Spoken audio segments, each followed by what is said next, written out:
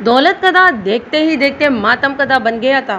پچھلے 2 ماہ میں مظفر پور کے سندیسیوں کے لیے یہ دوسرا بڑا جھٹکا تھا جس نے ان کے دل و دماغ کو بری طرح متاثر کیا تھا۔ سب سے زیادہ غمگین اور جگر فکار اونچی حویلی میں رہنے والے لوگ یعنی چودھری حفیظ اللہ اور اس کے خاندان کے دیگر افراد تھے، کیونکہ صرف 2 ماہ کے وقفے سے ہی یہ ہوش و خروش کے پرچے اڑا دینے والا دوسرا بم بھی اسی حویلی پر گرا تھا۔ اونچی حویلی کے اندر کہرام مچا ہوا تھا تو باہر پورے فرید پور کی حالت بھی درگرو تھی۔ سننے والوں نے اس خبر کو اپنی سماعت کا دھوکہ سمجھا اور دیکھنے والے اس خونچا اور دل خراش حقیقت کو تسلیم کرنے سے انکاری تھے، مگر وہی بات کہ جو ہونا تھا وہ ہو چکا تھا اور لوح محفوظ پر مرقوم الفاظ کو ٹالا جا سکتا ہے اور نہ ہی اسے تبدیل کرنا ممکن ہے۔ 2 ماہ قبل چودھری وزیر بیگم چل بسی تھیں اور اب اونچی حویلی کی بہو عروج کو بے دردی سے قتل کر دیا گیا تھا۔ میں اس وقت جائے واردات پر موجود تھا۔ ان دنوں میری تعیناتی ضلع لائل پور موجودہ فیصل آباد کے ایک تھانے میں تھی۔ فرید پور نامی وہ گاؤں میرے تھانے کے شمال مشرق میں صرف 1 میل کے فاصلے پر واقع تھا، لیکن میں نے بھی جس ثانی کا ذکر کیا ہے وہ فرید پور سے باہر ایک کچے رستے پر وقوع پذیر ہوا تھا۔ مذکورہ کچا راستہ مظفر پور اور موضع شیر گڑھ کو آپس میں ملاتا ہے۔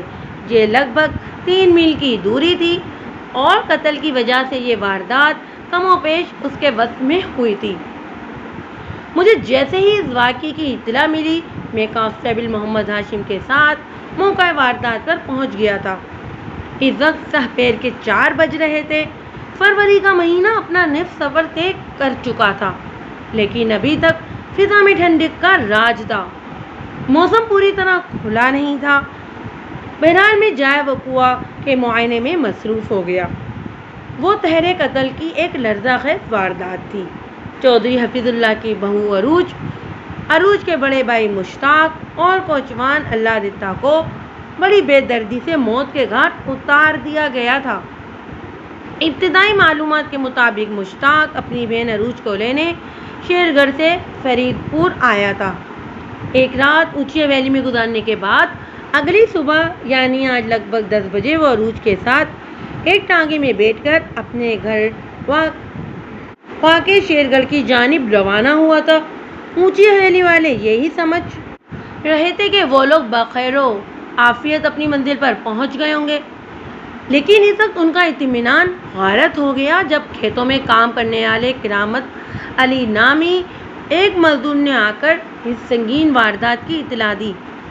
کرامت علی فرید پور ہی کا رہنے والا تھا، اس لیے وہ حویلی کے عالیشان ٹانگے اور ان 3 لاشوں کو بآسانی پہچان گیا تھا۔ عروج، مشتاق اور اللہ دتا کی لاشیں کمپرسی کی حالت میں کچے راستے کے کنارے پر پڑی تھیں۔ ان کے بدن لہو لہو ہو رہے تھے۔ انہیں کسی تیزدھار بریچے سے قتل کیا گیا تھا۔ ان آلات غارت گری کو ایسی صفاقی سے استعمال کیا گیا تھا کہ وہ تینوں بد نصیب اپنا دفاع نہیں کر سکے تھے اور حملہ آوروں نے درندگی کا مظاہرہ کرتے ہوئے انہیں موت کے گھاٹ اتارنے کے ساتھ ہی بریچوں اور نیزوں کی انیوں سے ان کے جسموں کو گوٹ ڈالا تھا۔ میں نے حملہ آوروں کے الفاظ اس لیے استعمال کیے ہیں کہ مقتولین کی لاشوں کی ناقابل بیانت حالت دیکھ کر مجھے بخوبی اندازہ ہو گیا تھا کہ اس رونگٹے کھڑے کر دینے والی واردات کے ذمہ دار 1 سے زیادہ افراد تھے۔ جس ٹانگے پر سوار ہو کر وہ تینوں اونچی حویلی سے روانہ ہوئے تھے وہ لگ بھگ 1 پلانگ کے فاصلے پر کھیتوں کے بیچ کھڑا تھا۔ گھوڑا ابھی تک ٹانگے میں بندھا ہوا تھا۔ میں نے مقتولین کی لاشوں کا تفصیلی معائنہ کرنے کے بعد مذکورہ ٹانگے کا بغور جائزہ لیا۔ ٹانگے کی اگلی اور پچھلی دونوں سیٹیں خون آلود تھیں۔ مجھے یہ سمجھنے میں ذرا سی بھی دشواری محسوس نہیں ہوئی کہ عروج، مشتاق اور اللہ دتا کو ٹانگے پر ہی قتل کیا گیا تھا۔ اس کے بعد ان کی لاشوں کو کچے راستے کے کنارے پھینک کر ٹانگے کو کھیت کے اندر پہنچا دیا گیا تھا۔ شکیل کر قاتلوں کی یہ حکمت عملی فوری طور پر میری سمجھ میں نہیں آئی تھی۔ اگر وہ بدبخت ٹانگے کو وقوع پر بھی کھڑا رہنے دیتے تو اس سے کوئی خاص فرق نہیں پڑنا تھا۔ میں نے موقع کی کارروائی مکمل کی تو سورج مغربی افق پر جھک چکا تھا۔ میرے حکم پر ایک ٹانگے کا بندوبست کر دیا گیا تھا۔ چودھری حفیظ اللہ اور اس کا بیٹا چودھری سمیع اللہ بھی وہاں موجود تھے۔ مقتولہ عروج سمیع اللہ کی بیوی تھی۔ جب میں مذکرہ تینوں لاشوں کو ٹانگے پر رکھوا کر کانسٹیبل محمد ہاشم کی نگرانی میں ضلعی اسپتال بھجوانے لگا تو چودھری حفیظ اللہ نے مجھ سے کہا، ملک صاحب کیا یہ سب ضروری ہے؟ بہت ضروری ہے چودھری صاحب، میں نے گہری سنجیدگی سے کہا، یہ قانونی کارروائی کا حصہ ہے، مگر اسپتال میں تو مردوں کی چیڑ پھاڑ کی جاتی ہے۔ چھوٹے چودھری سمیع اللہ نے بھرائی ہوئی آواز میں کہا، ابھی 4 ماہ پہلے ہی تو عروج سے میری شادی ہوئی تھی۔ وہاں پر تینوں انسانوں کی لاشیں رکھی ہوئی تھیں جنہیں بحرمے سے موت کے گھاٹ اتار دیا گیا تھا، لیکن چھوٹے چودھری کو صرف اپنی بیوی کی لاش کے پوسٹ مارٹم کی فکر پڑی ہوئی تھی۔ یہ ایسا موقع نہیں تھا کہ میں اس سے کوئی سخت بات کرتا۔ سمیع اللہ، مجھے تمہارے دکھ اور اس عظیم تر نقصان کا احساس ہے، میں نے ہمدردی بھرے لہجے میں کہا۔ جس طرح جائے واردات کی کارروائی ضروری ہے، بالکل ویسے ہی ان لاشوں کا پوسٹ مارٹم بھی قانون کا تقاضا ہے، اور میں اپنی اس فرض سے مجبور ہوں، کیونکہ یہ 3 انسانوں کی طبی موت کا معاملہ نہیں بلکہ ایک لرزہ خیز واردات کا قصہ ہے۔ کسی شیطان صرف شخص نے بلکہ اشخاص نے آپ کی بیوی، سالے اور کوشوان کو بہنامہ انداز میں موت کے منہ میں دھکیلا ہے، لہذا پوسٹ مارٹم تو ہر صورت ہوگا۔ لمحات توقف کر کے میں نے ایک گہری سانس خارج کی، پھر بڑے چودھری کی طرف دیکھتے ہوئے سوال کیا، چودھری صاحب کیا آپ نے شیر گڑھ والوں کو اس ثانیے کی اطلاع کر دی ہے؟ جی ہاں تھانے دار صاحب، وہ عصابت میں گردن ہلاتے ہوئے پرسمردہ لہجے میں بولا، میں نے اپنی 2 بندوں کو گھوڑوں پر ادھر بھیجا ہے، اب تک وہ لوگ شہر پہنچ گئے ہوں گے۔ چودھری یعقوب احمد کے تو صرف 2 ہی بچے تھے، عروج اور مشتاق۔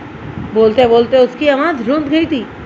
یہ سوچ کر ہی میرا کلیجہ کانپ جاتا ہے کہ شیر گڑھ کی بڑے حویلی میں اس خبر سے جو قیامت ٹوٹے گی وہ یعقوب احمد اور اس کی بیوی ممتاز کا کیا حشر نشر کرے گی۔ وہ بیچارے تو ایک پل میں بے اولاد ہو گئے۔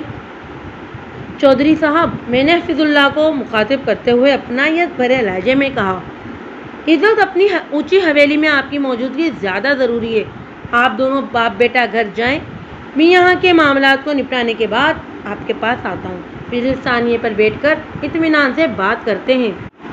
میری بات چودھری حفیظ اللہ کی سمجھ میں آ گئی۔ سمیع اللہ نے اپنے باپ کی طرف دیکھتے ہوئے میری بات کی توثیق کر دی۔ ابا جی، تھانے دار صاحب نے بالکل صحیح کہا ہے، آپ کی طبیعت بھی آج کل گرم نرم چل رہی ہے، آپ کو حویلی جا کر آرام کرنا چاہیے، میں ہوں نا یہاں پر۔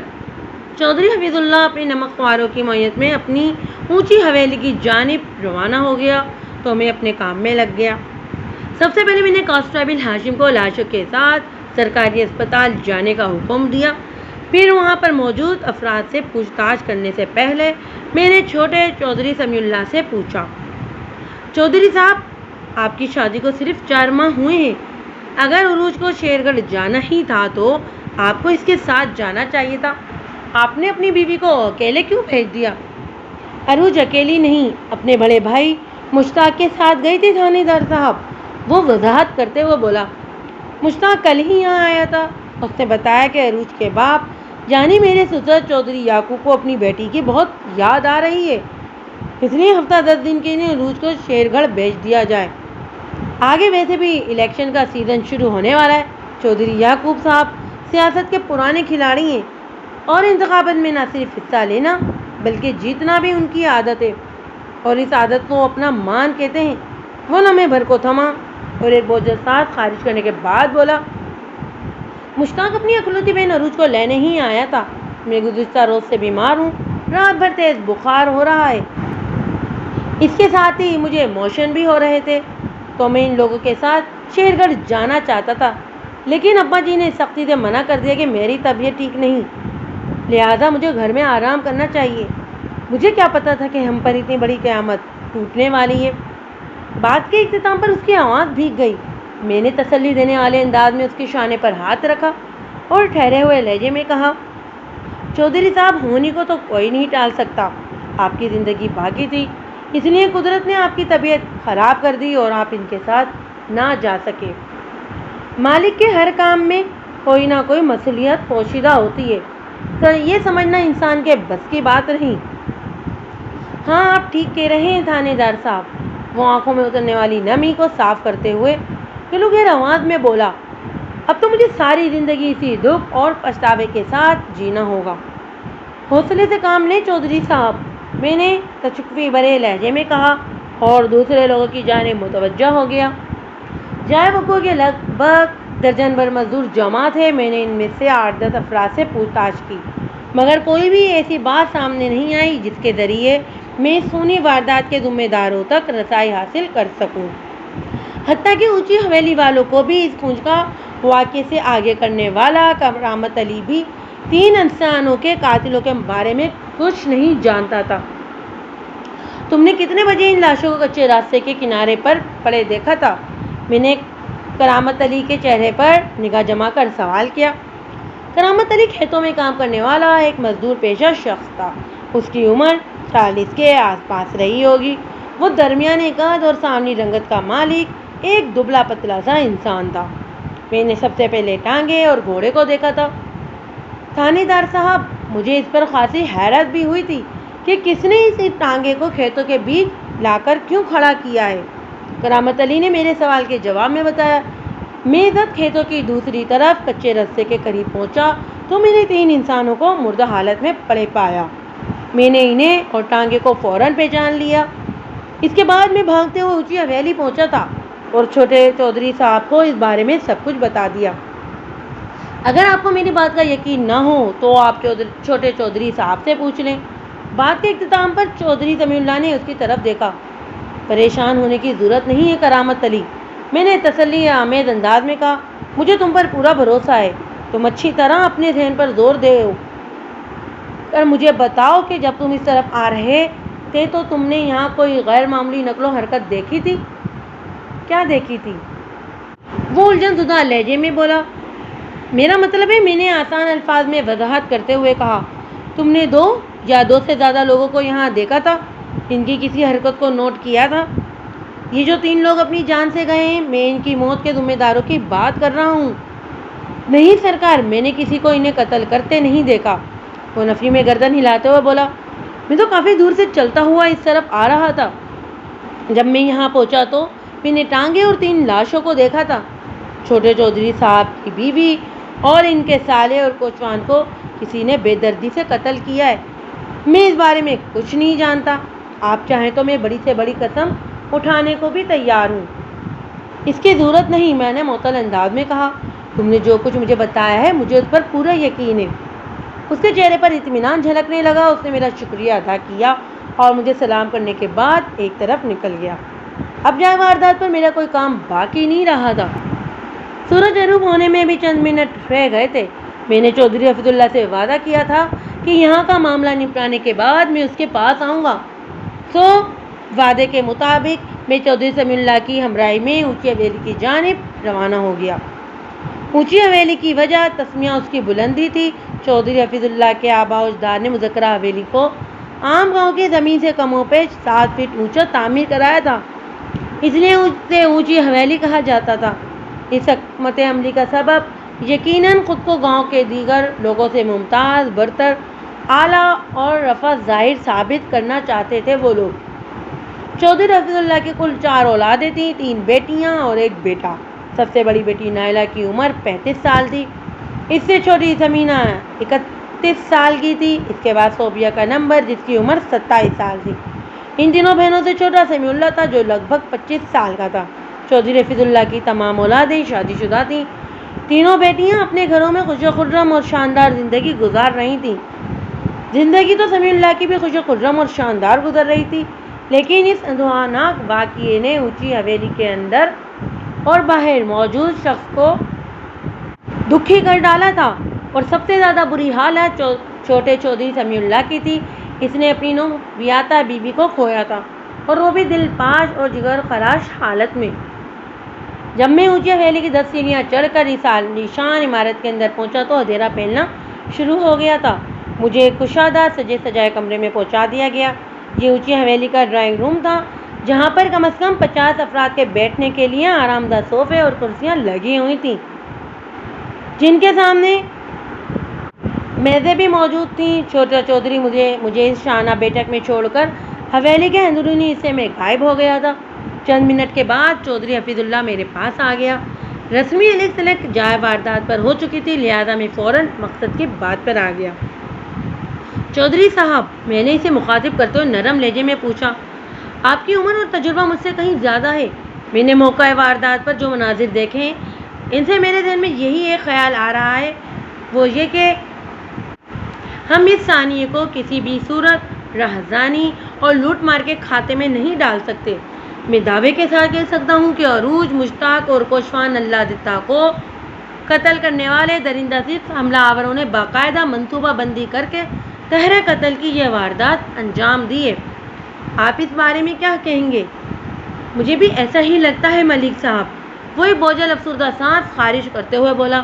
ان تینوں کی لاشوں کو دیکھ کر میں بھی پورے وثوق سے یہی کہوں گا کہ یہ واقعہ ایک انتقامی کارروائی ہے۔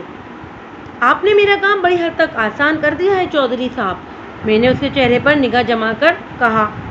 میرا تھانے دارانہ ذہن بھی اسی زاویے پر سوچ رہا ہے۔ انتقامی کارروائی کا سیدھا سیدھا مطلب ہے دشمنی نکالنا۔ میں لمحہ بھر کے لیے تھما، پھر ٹھہرے ہوئے لہجے میں اپنی بات مکمل کر دی۔ اب آپ مجھے اپنے دشمنوں کے بارے میں کھل کر بتائیں گے تاکہ میں اس واردات کے ذمہ داروں کو گرفتار کر سکوں۔ اس عمل میں تو کسی شک و شبے کی گنجائش تلاش نہیں کی جا سکتی کہ کوشوان اللہ دتا کا اس معاملے سے کچھ لینا دینا نہیں تھا۔ وہ بیچارہ تو کسی اور کی بھینٹ چڑھ گیا۔ میں آپ کی رائے سے اتفاق کرتا ہوں ملک صاحب، وہ سر کو عصاباتی جشن دیتے ہوئے گمبھیر انداز میں بولا۔ مجھے شک ہے کہ اللہ دتا نے حملہ آوروں کو پہچان لیا تھا، اسے محض اسی لیے بلی چڑھا دیا گیا کہ اگر وہ زندہ رہ گیا تو قاتلوں کا راز فاش کر دے گا۔ باقی جہاں تک آپ کے سوال کا تعلق ہے تو علماء بھر کے لیے رکا، پھر پرسوچ انداز میں اضافہ کرتے ہوئے بولا، میں اپنے کسی ایسے دشمن کو نہیں جانتا جو اتنی دیدہ دلیری سے میرے علاقے میں گھس کر ایسے جرت کا مظاہرہ کر سکے۔ اس حوالے سے میرا ذہن کسی اور طرف جا رہا ہے۔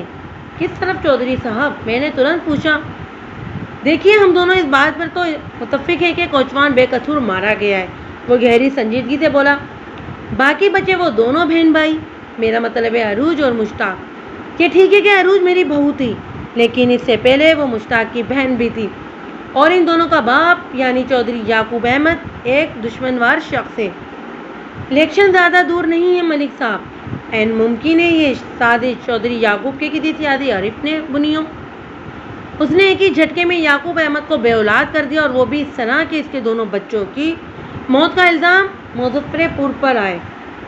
آپ کی بات میں وزن ہے چودھری صاحب، میں نے تائیدی انداز میں کہا۔ اس حوالے سے سوچا جا سکتا ہے۔ اس سلسلے میں مجھے چودھری یعقوب احمد سے تفصیلاً بات کرنا ہوگی۔ کیا آپ کی اس سے کوئی قریبی رشتہ داری ہے؟ نہیں ملک صاحب، آپ اسے قریبی رشتہ داری تو نہیں کہہ سکتے، البتہ ہم سب ایک ہی خاندان سے تعلق رکھتے ہیں، اس نے رسان بھرے لہجے میں جواب دیا۔ باقی چودھری یعقوب سے آپ کی تفصیلی ملاقات اسی کی حویلی میں متوقع ہے، اور وہ بھی آج ہی۔ اس نے سانس ہموار کرنے کی غرض سے علاماتی توقف کیا، پھر اپنی بات کو مکمل کرتے ہوئے بولا۔ میں نے ساپیر جن 2 بندوں کو شیرگڑھ بھیجا تھا، انہوں نے یقیناً چودھری یعقوب کو اس کہانی کی اطلاع دے دی ہوگی۔ اس کے بعد یعقوب احمد کا اونچی حویلی کی طرف آنا لازم ہے، وہ بھی کسی بھی وقت یہاں آ سکتا ہے۔ یہ تو بہت اچھی بات ہے، میں نے سرسری انداز میں کہا۔ ہمارے درمیان اہم اور سنجیدہ گفتگو کا سلسلہ جاری تھا کہ چودھری سمیع اللہ کی نگرانی میں 2 ملازم ریفریشمنٹ کی ٹرے اٹھائے بیٹھک میں داخل ہوئے، اور انہوں نے اللہ کی درجن بھر نعمتوں کی ٹرے میرے سامنے رکھی۔ پھر وہ چپ چاپ واپس چلے گئے اور سمیع اللہ ہمارے ساتھ ہی بیٹھ گیا۔ ملک صاحب بسم اللہ کریں، چودھری حفیظ اللہ نے میری طرف دیکھتے ہوئے کہا۔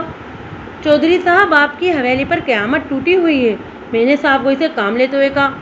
آپ کو یہ تکلف نہیں کرنا چاہیے تھا، میں ہرگز بھی کچھ نہیں کھاؤں گا۔ ملک صاحب، آپ میرے غریب خانے پر تشریف لائیں، وہ گہری نظروں سے مجھے دیکھتے ہوئے پرخلوص لہجے میں بولا۔ یہ کیسے ممکن ہے کہ میں آپ کے خاطر تواضع کو بھول جاؤں؟ میں آپ کی محبت اور مہمان نوازی کی دل سے قدر کرتا ہوں چودھری، میں نے دو ٹوک انداز میں کہا، لیکن میں معذرت خواہ ہوں کہ اس موقع پر کھانے پینے کی کوئی شے میرے حلق سے نہیں اتر سکے گی۔ پھر کبھی میں آپ کی حویلی میں حاضر ہوں گا اور خوب سیر ہو کر کھاؤں گا۔ امید ہے آپ میری مجبوری کو سمجھ جائیں گے۔ ٹھیک ہے، میں نے اصرار نہیں کروں گا، چودھری حفیظ اللہ نے کہا، لیکن یہ سب کچھ یہیں رکھا رہے گا۔ اگر آپ کی طبیعت مال ہو جائے تو حسب خواہش کچھ بھی لے سکتے ہیں، مجھے خوشی ہوگی۔ چودھری حفیظ اللہ کی اپنائیت اور خلوص بھرے رویے کے پیش نظر میں نے بھی ضد بحث سے اعتراض کرتے ہوئے سرسری انداز میں کہا، ٹھیک ہے چودھری، جو آپ کی مرضی۔ اس کے بعد ہم تینوں چودھری یعقوب احمد کی سیاست اور اس کے دشمنوں کے حوالے سے گفتگو کرنے لگے۔ اس بات چیت میں مجھے پتہ چلا کہ عروج کا باپ ایک دبنگ سیاست دان تھا۔ آج تک کوئی دوسرا امیدوار اس کے مقابلے میں کامیابی حاصل نہیں کر سکا تھا۔ اس علاقے میں میری تعیناتی کو زیادہ عرصہ نہیں ہوا تھا، اس لیے یعقوب احمد اور اس کی سیاست کے حوالے سے بہت سی باتیں میرے لیے نئی اور دلچسپی بھری تھیں۔ کسی بھی انسان کی مسلسل کامیابی جہاں اس کی شہرت، مقبولیت اور عزت کا باعث بنتی ہے، وہیں پر اس کے حاسدین کی تعداد میں بھی اضافہ کرتی ہے۔ اگر کوئی حاسد طاقتور بھی ہو تو وہ دشمنی سے باز نہیں رہ سکتا۔ اس امکان کو نظر انداز نہیں کیا جا سکتا کہ عروج، مشتاق اور اللہ دتہ کی موت کا ذمہ دار چودھری یعقوب احمد ہی کا کوئی بدخواہ یا سیاسی حریف ہو۔ جیسا کہ میں نے پہلے بتایا کہ گزشتہ 2 ماہ میں اونچی حویلی میں بسنے والے چودھری خاندان کو یہ دوسرا دھچکا سہنا پڑا تھا۔ 2 ماہ پہلے چودھری سمیع اللہ کی ماں دارالفانی سے کوچ کر گئی تھی۔ وزیر بیگم کے چہلم کو چند روز ہی گزرے تھے کہ آج یہ دوسرا ثانیہ ہو گیا تھا۔ چودھری حفیظ اللہ اور اس کے فرزند واحد چودھری سمیع اللہ کے دکھ کو سمجھنے کے لیے کسی راکٹ سائنس کی نہیں، بس احساس کے زندہ ہونے کی ضرورت تھی۔ متاثرین کے لیے یہ قیامت صغریٰ ایک صدمہ تھا۔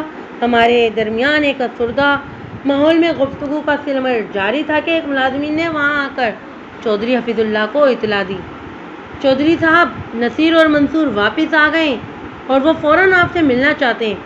ٹھیک ہے، انہیں بھیجو اندر، چودھری سمیع اللہ نے سپاٹ آواز میں کہا۔ ملازم کے جانے کے بعد چودھری حفیظ اللہ نے مجھے بتایا، ملک صاحب، نصیر اور منظور وہی 2 بندے ہیں جنہیں میں نے شیرگڑھ دوڑایا تھا۔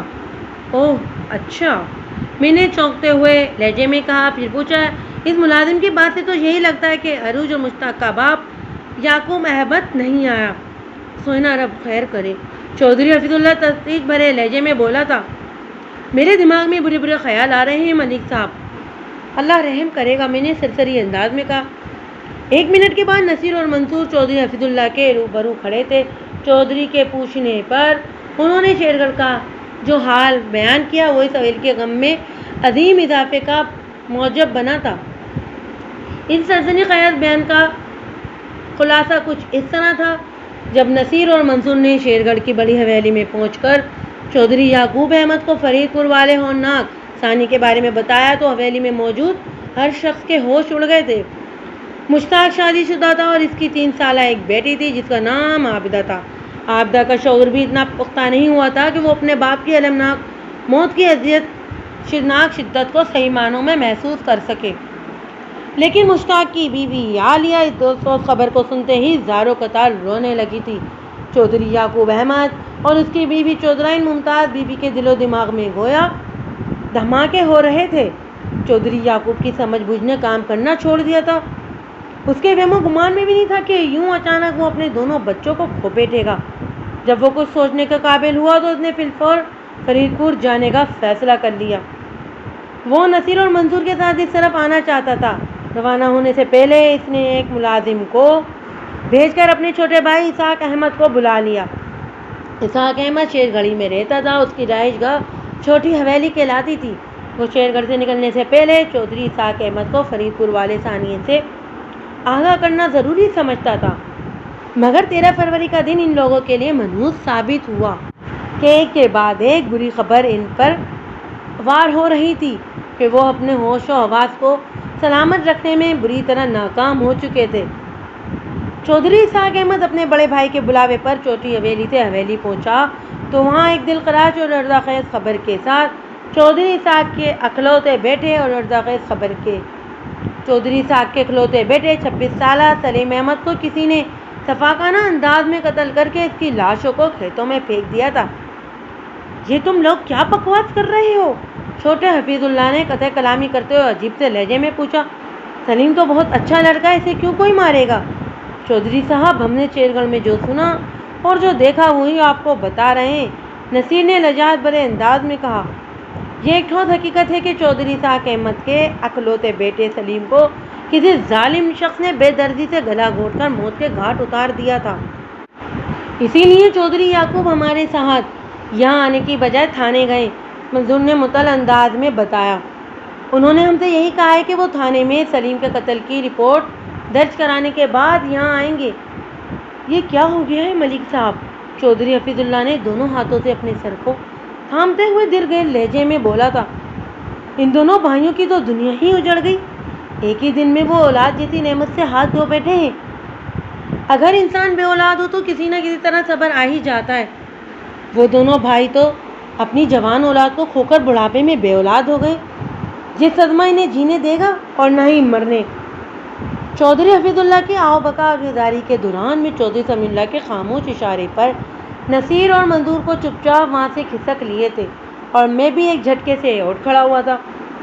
ملک صاحب، آپ کیوں کھڑے ہو گئے؟ چودھری حفیظ اللہ نے مجھ سے پوچھا۔ مجھے اس وقت یہاں نہیں، تھانے میں ہونا چاہیے چودھری صاحب، میں نے سپاٹ آواز میں کہا۔ آپ نے مجھے جس کام کے لیے بلایا تھا وہ مکمل ہو چکا، اب میں تھانے میں دوسرے فریادیوں کی قانونی مدد کی ضرورت ہے۔ میں نہیں چاہتا کہ چودھری یعقوب کو تھانے میں بیٹھ کر میرا انتظار کرنا پڑے۔ امید ہے آپ میری پیشے وارانہ مجبوریوں کو سمجھ گئے ہوں گے۔ آپ نے بجا فرمایا ملک صاحب، چودھری سمیع اللہ نے گمبھیر آواز میں کہا۔ مشتاق کی طرح میں سلیم کو بھی اپنا بڑا بھائی ہی سمجھتا ہوں۔ مجھے ان دونوں کی عبرتناک موت کا حد درجہ دکھ ہے۔ یہ ساری اموات ایک دوسرے سے جڑی ہوئی لگ رہی ہیں۔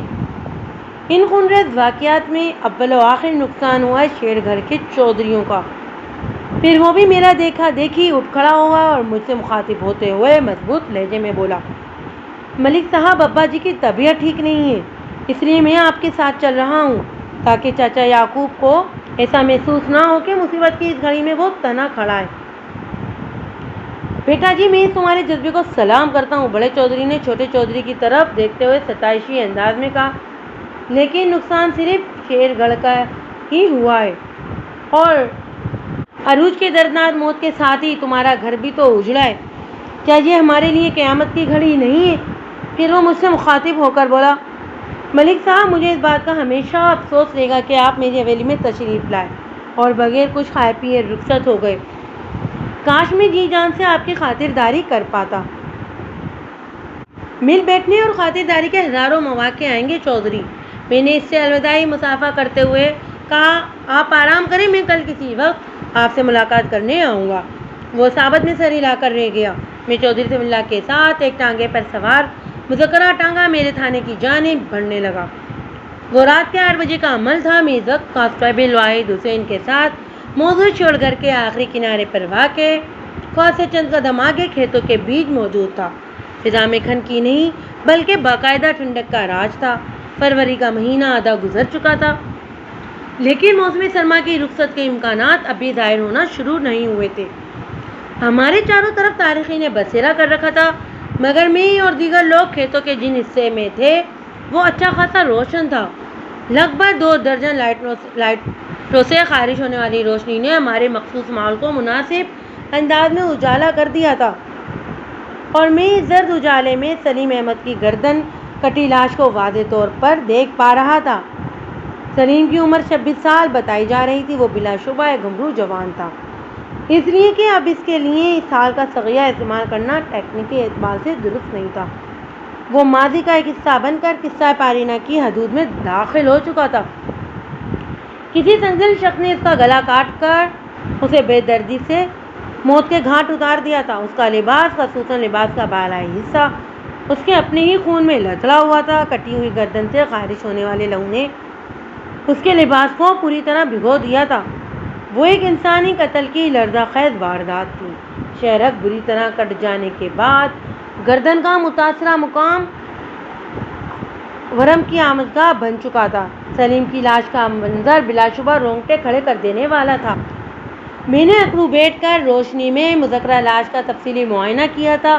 اور اس کوشش میں کام کی ایک بات میرے ہاتھ لگ گئی تھی، اور وہ یہ کہ سلیم کو کسی اور جگہ موت کے گھاٹ اتارنے کے بعد یہاں لا کر پھینک دیا گیا تھا، کیونکہ اس وقت جس مقام پر اس کی لاش پڑی تھی وہاں زمین پر مجھے خون کا نام و نشان دکھائی نہیں دیتا تھا، اور اس کا لباس اس امر کا گواہ تھا کہ اس کی کٹی ہوئی گردن میں سے کس قدر خون نکلا تھا۔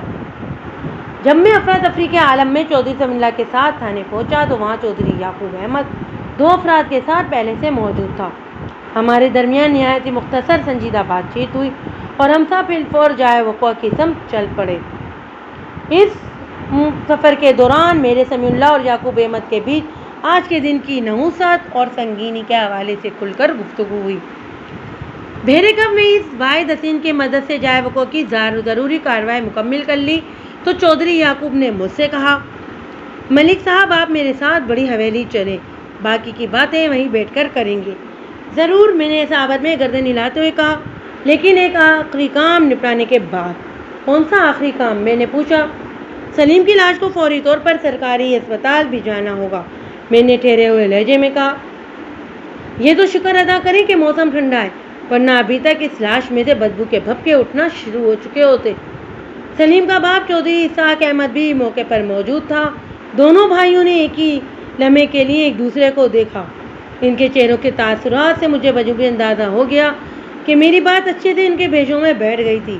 انہوں نے کوئی سوال کیا اور نہ ہی کوئی اعتراض۔ میں نے سلیم کی لاش کو ٹانگے میں رکھوانے کے بعد کانسٹیبل واحد حسین کی ذمہ داری میں ضلعی اسپتال روانہ کر دیا۔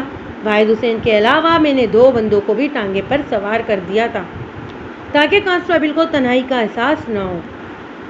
وہ رات کا وقت تھا اور ایک گردن کٹی لاش کے ساتھ کانسٹیبل کا اکیلے سفر کرنا مجھے ٹھیک نہیں لگتا تھا۔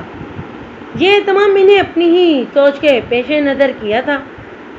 ان تمام قانونی تقاضوں کو پورا کرنے کے بعد میں اور سمیع اللہ چودھری برادران کے ساتھ شیر گڑھ کے اندرونی حصے کی جانب بڑھ گئے تھے۔ گاؤں کے کموں پر وسط میں عالیشان حویلیاں پہلو با پہلو بنی ہوئی تھیں، جن میں سے ایک سائز کے اعتبار سے دوسری سے بڑی تھی اور وہ بڑی حویلی کہلاتی تھی، جبکہ دوسری کو لوگ چھوٹی حویلی کے نام سے یاد کرتے تھے۔ ان دونوں حویلیوں میں یعقوب احمد اور اسحاق احمد رہتے تھے۔ میں اس وقت بڑے چودھری کی رہائش گاہ یعنی بڑے حویلی میں موجود تھا۔ ان دونوں بھائیوں کے علاوہ چودھری یعقوب کا داماد بھی وہاں حاضر تھا۔ میں نے مناسب موضوع اور ہمدردی بھرے الفاظ میں پہلے تو ان تینوں کو ان واقعات کے حوالے سے تسلی و دلاسا دیا، پھر صورتحال کی سنگینی کی طرف کیا۔ میں نے باری باری ان کے چہروں کو دیکھنے کے بعد کہا، ایک بات تو روشن کی طرح آیا ہے کہ یہ دونوں لرزہ وارداتیں کسی انتقامی کارروائی کا نتیجہ ہیں اور ان کے پیچھے کسی ایک ہی شخص کا ہاتھ ہے، اور وہ شخص طاقت اور اختیار میں اگر آپ لوگوں کے ہم پلہ نہیں تو آپ سے کم بھی نہیں ہے، کیونکہ لٹیرے اور رازن ایسی منظم کارروائی نہیں کر سکتے۔ مقتولین کی جانوں کے سوا کچھ بھی نہیں گیا۔ اس کا ایک ہی مطلب نکلتا ہے کہ قاتلوں کو صرف سلیم، مشتاق اور عروج کو ہی موت کے گھاٹ اتارنے کے لیے بھیجا گیا تھا تاکہ آپ دونوں بھائیوں کی پوری اولاد کا صفایا ہو جائے اور شیر گڑھ کی دونوں حویلیاں اپنے مستقبل کے وارثوں سے محروم ہو جائیں، اور آپ کے دشمن کی یہ ناپاک چال بدقسمتی سے کامیاب رہی ہے۔ اس وقت آپ دونوں بھائی اپنی اولادوں کو ہمیشہ کے لیے کھو چکے ہیں۔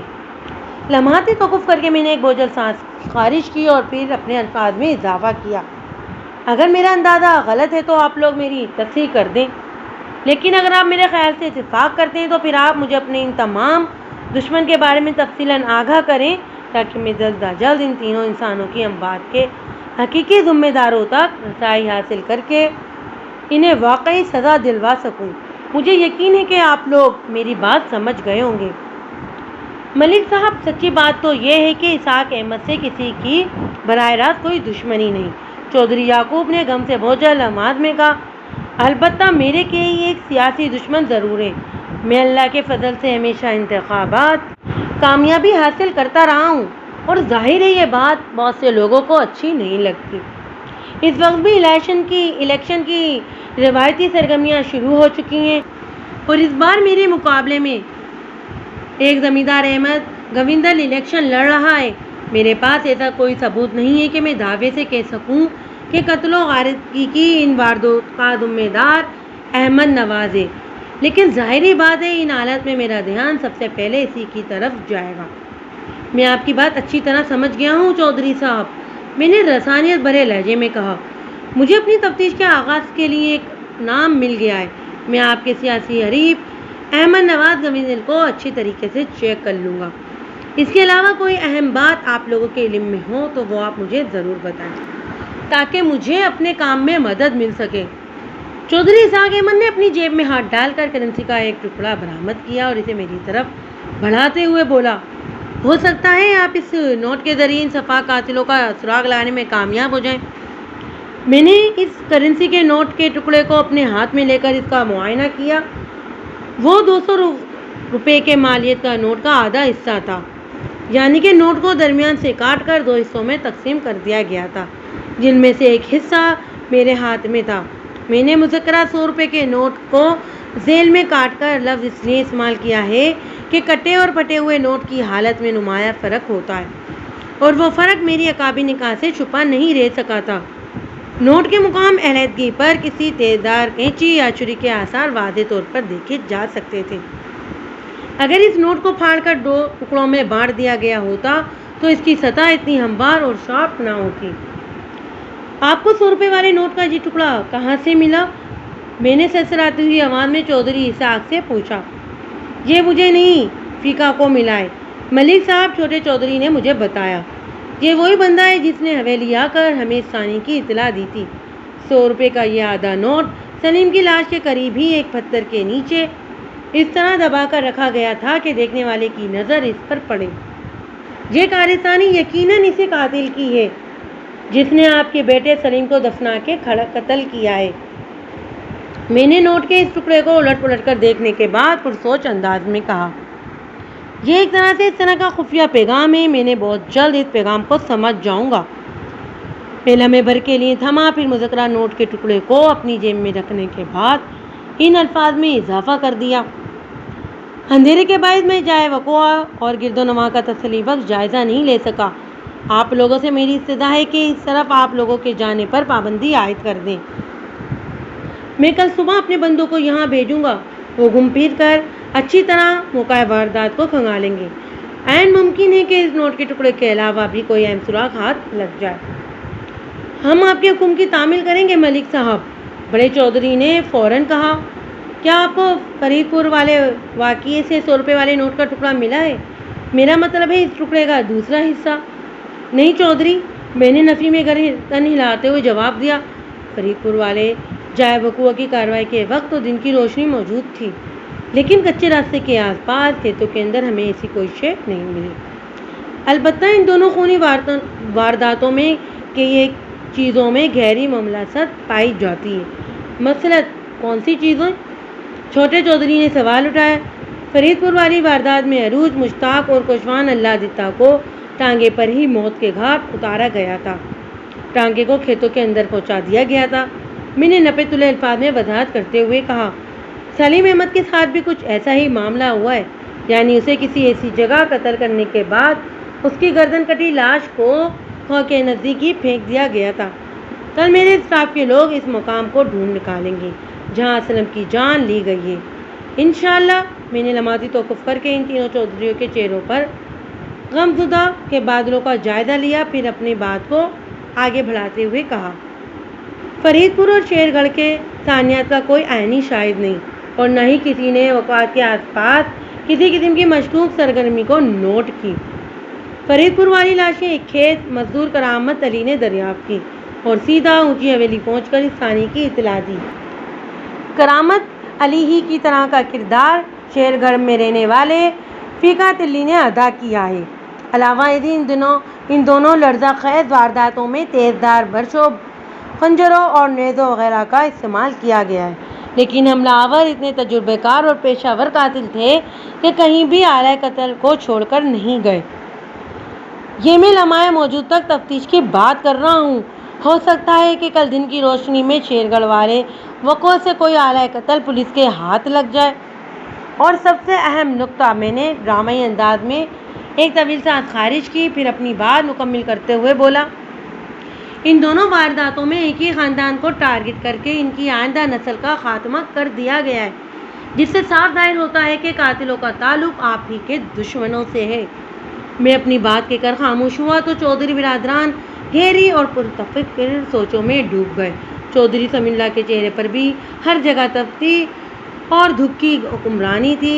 چند لمحات کی گمبھیر خاموشی کے بعد چودھری یعقوب احمد نے ٹھہرے ہوئے لہجے میں کہا، آپ بالکل ٹھیک کہہ رہے ہیں ملک صاحب، میں بھی اس نتیجے پر پہنچا ہوں، ہمارا جو نقصان ہونا تھا ہو چکا، اس کی تلافی یا امداد تو کسی قیمت پر ممکن نہیں، لیکن آپ کم از کم اتنا تو کر سکتے ہیں کہ اس واقعے کے ذمہ داروں کو انصاف کے کٹہرے میں لا کر انہیں عبرتناک سزا دلوا سکیں۔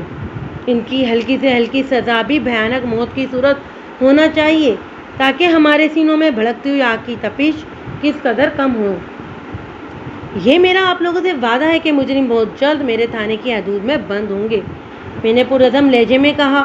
وہ سفاک درندے کسی بھی حال میں عبرتناک سزا سے بچ نہیں سکتے۔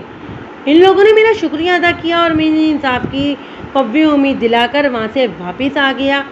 جب میں تھانے پہنچا تو ٹھنڈی ٹھار رات کے 11 بج رہے تھے۔ تھانے کا عملہ میری ہی راہ دیکھ رہا تھا۔ کانسٹیبل محمد ہاشم تو تھانے کے باہر ہی مل گیا۔ مجھے ٹانگے سے اترتا دیکھ کر وہ فوراً میرے نزدیک آ گیا۔ جب میں چودھری یعقوب کے ساتھ موضوع شیر گڑھ کے لیے روانہ ہو رہا تھا، تب تک ہاشم سرکاری اسپتال سے واپس نہیں لوٹا تھا۔ میں نے اس سے ہاشم، کیا تمہارے اس بھیجے میں زیادہ گرمی بھر گئی ہے جو اس سردی میں بھی تھانے کے باہر چہل قدمی کر رہے ہو؟ ایسا نہیں ہے ملک صاحب، وہ میرے ساتھ چلتے ہوئے گہری سنجیدگی سے بولا۔ میں نے سوال کیا، تو پھر کیسی بات ہے؟ مجھے آپ کو کچھ دکھانا اور بتانا ہے، وہ الجھن زدہ انداز میں بولا، اور آپ سے معافی بھی مانگنا ہے۔ وہ کیوں؟ میں نے تھانے کے اندر داخل ہوتے ہوئے پوچھا۔ تم نے ایسا کیا کر دیا ہے جس کے لیے معافی مانگنے کی ضرورت پیش آ گئی؟ مجھ سے ایک بھول ہو گئی ہے ملک صاحب، وہ ندامت بھرے لہجے میں بولا۔ میں دراصل لالچ میں آ گیا تھا، اس لیے میں نے آپ سے کچھ چھپا لیا۔ پہلیاں کیوں ڈال رہے ہو ہاشم؟ میں نے اسے گھورا۔ جو بھی کہنا ہے سیدھے اور صاف الفاظ میں کہہ ڈالو۔ کیا تم نہیں جانتے کہ مجھے سچی اور کھری باتیں پسند ہیں؟ میں آپ کی اس عادت سے واقف ہوں ملک صاحب، اور مجھے یہ بھی یقین ہے کہ آپ میری اس خطا کو معاف کر دیں گے۔ اس نے بڑے اعتماد سے کہا۔ جب آپ اپنے کمرے میں جا کر بیٹھیں گے تو دوسرے لوگ آپ کو گھیر لیں گے، اس لیے میں چاہتا ہوں کہ آپ یہیں پر میری بات سن لیں۔ ہاشم کے متذب اصرار میں کچھ ایسا موجود تھا کہ میں نے اس کی بات مان لی اور کہا، ٹھیک ہے، میں سن رہا ہوں، تم بولنا شروع کرو۔ آج ساپر جب میں فرید پور والے جائے وقوع کا جائزہ لے رہا تھا تو مجھے ٹانگے کے اندر سے 100 روپے والے نوٹ کا آدھا حصہ ملا تھا۔ اس نے نہایت سادگی سے بتانا شروع کیا تو میرے دماغ کو 11,000 واٹ کا جھٹکا لگا۔ میں نے اس خیال سے وہ آدھا نوٹ اٹھا کر اپنی جیب میں رکھ لیا کہ کل کسی وقت میں ادھر جاؤں گا تو اس نوٹ کے دوسرے حصے کو تلاش کرنے میں اب شروع کروں گا۔ آپ جانتے ہیں یہ رقم میری 2 ماہ کی تنخواہ کے برابر ہے، اسی لیے میرے دل میں لالچ آ گیا تھا۔ لیکن جب میں تینوں لاشوں کے ساتھ جائے واردات سے اسپتال کی طرف جا رہا تھا تو میرے ضمیر نے ملامت کی کہ میں نے یہ بات آپ سے کیوں چھپائی۔ بہرحال جب میں ان لاشوں کو لے کر اسپتال پہنچا کر واپس تھانے آیا تو آپ شیر گڑھ کے لیے نکل چکے تھے۔ تب سے میں ادھر ادھر ٹہل کر آپ کی واپسی کا انتظار کر رہا تھا۔ محمد ہاشم کو خبر نہیں تھی کہ اس نے اپنی معافی کی درخواست میں مجھے کتنی بڑی خوشخبری سنا دی تھی۔ اس کے خاموش ہونے پر میں نے سپاٹ آواز میں پوچھا، نوٹ کا وہ ٹکڑا اس وقت کہاں ہے؟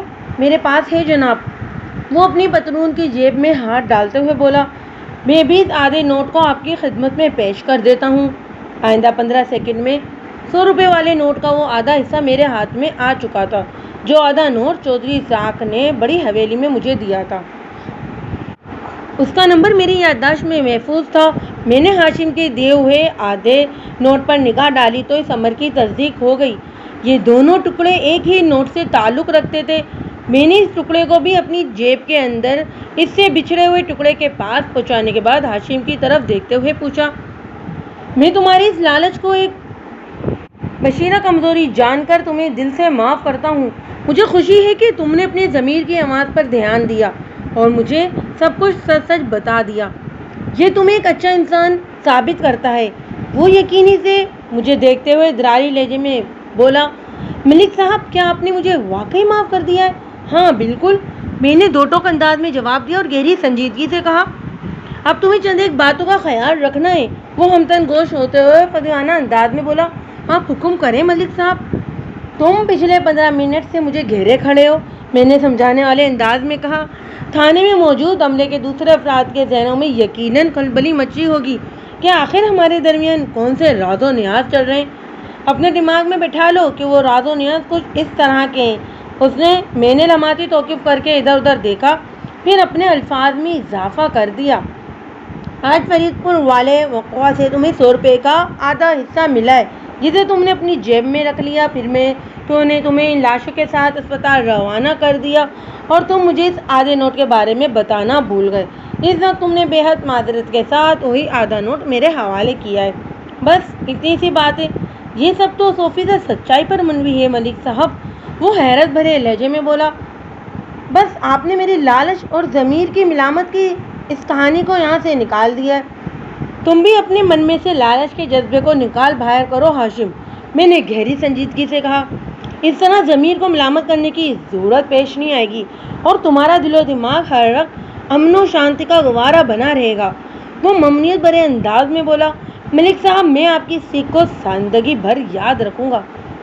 میں نے ستائشی انداز میں اسے کہا، شاباش، اب تم جا کر میرے لیے گرما گرم کھانے کا بندوبست کرو، مجھے بہت زوروں کی بھوک محسوس ہو رہی ہے۔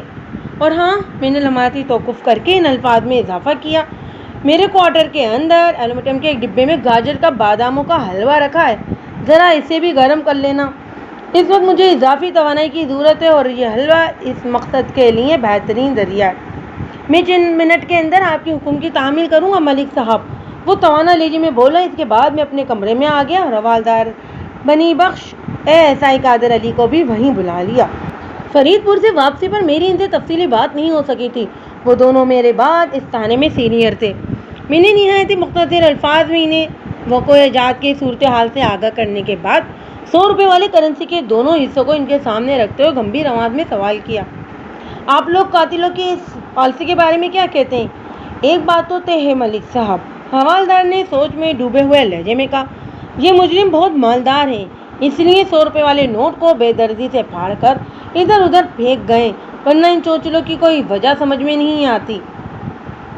میرا دھیان چند سال پہلے والے ایک واقعے کی طرف جا رہا ہے، ASI نے گہری سنجیدگی سے کہا۔ ان دنوں میں خانے وال کے ایک تھانے میں تعینات تھا۔ اس علاقے میں خطرناک کرائے کا قاتل یوسف عرف یوسی ہوا کرتا تھا۔ وہ بھاری معاوضے پر لوگوں کو موت کے گھاٹ اتار دیا کرتا تھا اور جائے وقوع پر کرنسی کا ایک حصہ چھوڑ دیا کرتا تھا۔ اس کی یہ ادا کسی کی سمجھ میں نہیں آتی تھی، حتیٰ کہ پولیس والے بھی اس سے اس قدر نالا تھے کہ اس کے حرام موت مرنے کی دعائیں مانگا کرتے تھے، کیونکہ ہزار کوشش کے باوجود بھی وہ ان کے ہتھے نہیں چڑھا تھا۔ وہ کڑے سے کڑے پیرے میں بھی اپنے مطلوبہ بندے کا شکار کر کے غائب ہو جاتا تھا۔ پھر ایک روز وہ بالکل ہی غائب ہو گیا۔ وہ کہاں چلا گیا اس بارے میں کوئی کچھ نہیں جان سکا۔ رفتہ رفتہ پولیس والے اور دوسرے لوگ کانے یوسی کو بھول گئے، یہی سوچ لیا کہ وہ کسی اندھیری قبر میں جا سویا ہے۔ تم نے بھی یوسف کے نام کے ساتھ کانا بھی لفظ استعمال کیا ہے۔ ASI کے خاموش ہونے پر میں نے سوال اٹھایا، کیا اس شفاق اور بہرحم قاتل کی ایک آنکھ میں کوئی خرابی تھی؟ جی ملک صاحب، وہ صحابت میں گردن ہلاتے ہوئے بولا، اس کی ایک آنکھ بے نور تھی، اس لیے اسے کانا یوسی بھی کہا جاتا ہے۔ کیا کبھی تمہارا اس سے سامنا ہوا؟ میں پوچھے بنا نہیں رہ سکا، میرا مطلب ہے تم نے اسے روبرو دیکھا تھا؟ نہیں ملک صاحب، اس نے نفی میں جواب دیا، میں نے صرف اس کے بارے میں سنا ہی تھا، اسے دیکھنے کا موقع نہیں ملا۔ تم یہ سمجھتے ہو کہ یہ وہی کانا یوسی ہے جو اب ہمارے علاقے میں سرگرم عمل ہو گیا؟ حوالدار نے ASI کی طرف دیکھتے ہوئے نیم تنزیہ انداز میں کہا، اور ان دونوں وارداتوں میں اسی کا ہاتھ ہے؟ میں نے ایسی تو کوئی بات نہیں کی، وہ حوالدار کی چوٹ پر برا سا منہ بناتے ہوئے بولا۔ میں نے ملک صاحب کو سناتے ہوئے آدھے نوٹوں والے واقعے کے حوالے سے یوسی کا ذکر کیا ہے۔ مجھے نہیں امید کہ وہ اب زندہ بھی ہے، یا ورنہ اتنے عرصے تک وہ چپ بیٹھنے والا نہیں تھا۔ میں ASI اور حوالدار کی باہمی چغلیت اور مسابقت سے بھی اچھی طرح واقف تھا۔ وہ خود کو ایک دوسرے سے برتر ثابت کرنے کے لیے چھوٹی چھوٹی باتوں میں سے بڑے بڑے کیڑے نکال کر تو تکار پر آتے رہتے تھے، قبل اس کے کہ ان کے بیچ کوئی نیا ماس کھلتا۔ میں نے کہا، تم لوگ آپس میں الجھنے کے بجائے میری بات دھیان سے سنو۔ میں بتانا چاہتا ہوں کہ تم دونوں نے کل رات کون کون سے کام انجام دینا ہے۔ وہ میری طرف متوجہ ہو گئے۔ قادر علی، میں نے ایس آئی کو مخاطب کرتے ہوئے کہا، تم کل صبح کسی کانسٹیبل کو ساتھ لے کر شیر گڑھ والے وقوع پر جاؤ گے اور وہاں سے کوئی اہم سراغ تلاش کرنے کی کوشش کرو گے۔ تمہاری خصوصی کھوج آلۂ قتل کے حوالے سے ہوگی۔ سمجھ گیا ملک صاحب۔ وہ سر کو ثابتی جشن دیتے ہوئے فرما برداری سے بولا، میں آپ کی امید پر پورا اتروں گا انشاءاللہ۔ اور تم؟ اس نے روح سخن حوالدار کی جانب موڑتے ہوئے معطل انداز میں کہا، کل کا پورا دن تم نے یہاں موجود رہ کر تھانے داری کرنا ہے، مکمل چوکسی اور ذمہ داری کے ساتھ۔ جو آپ کا حکم۔ وہ حشاش بشاش لہجے میں بولا اور پوچھا، کیا آپ کل کہیں اور جانے کا ارادہ رکھتے ہیں؟ ہاں بالکل، میں نے ٹھوس انداز میں جواب دیا۔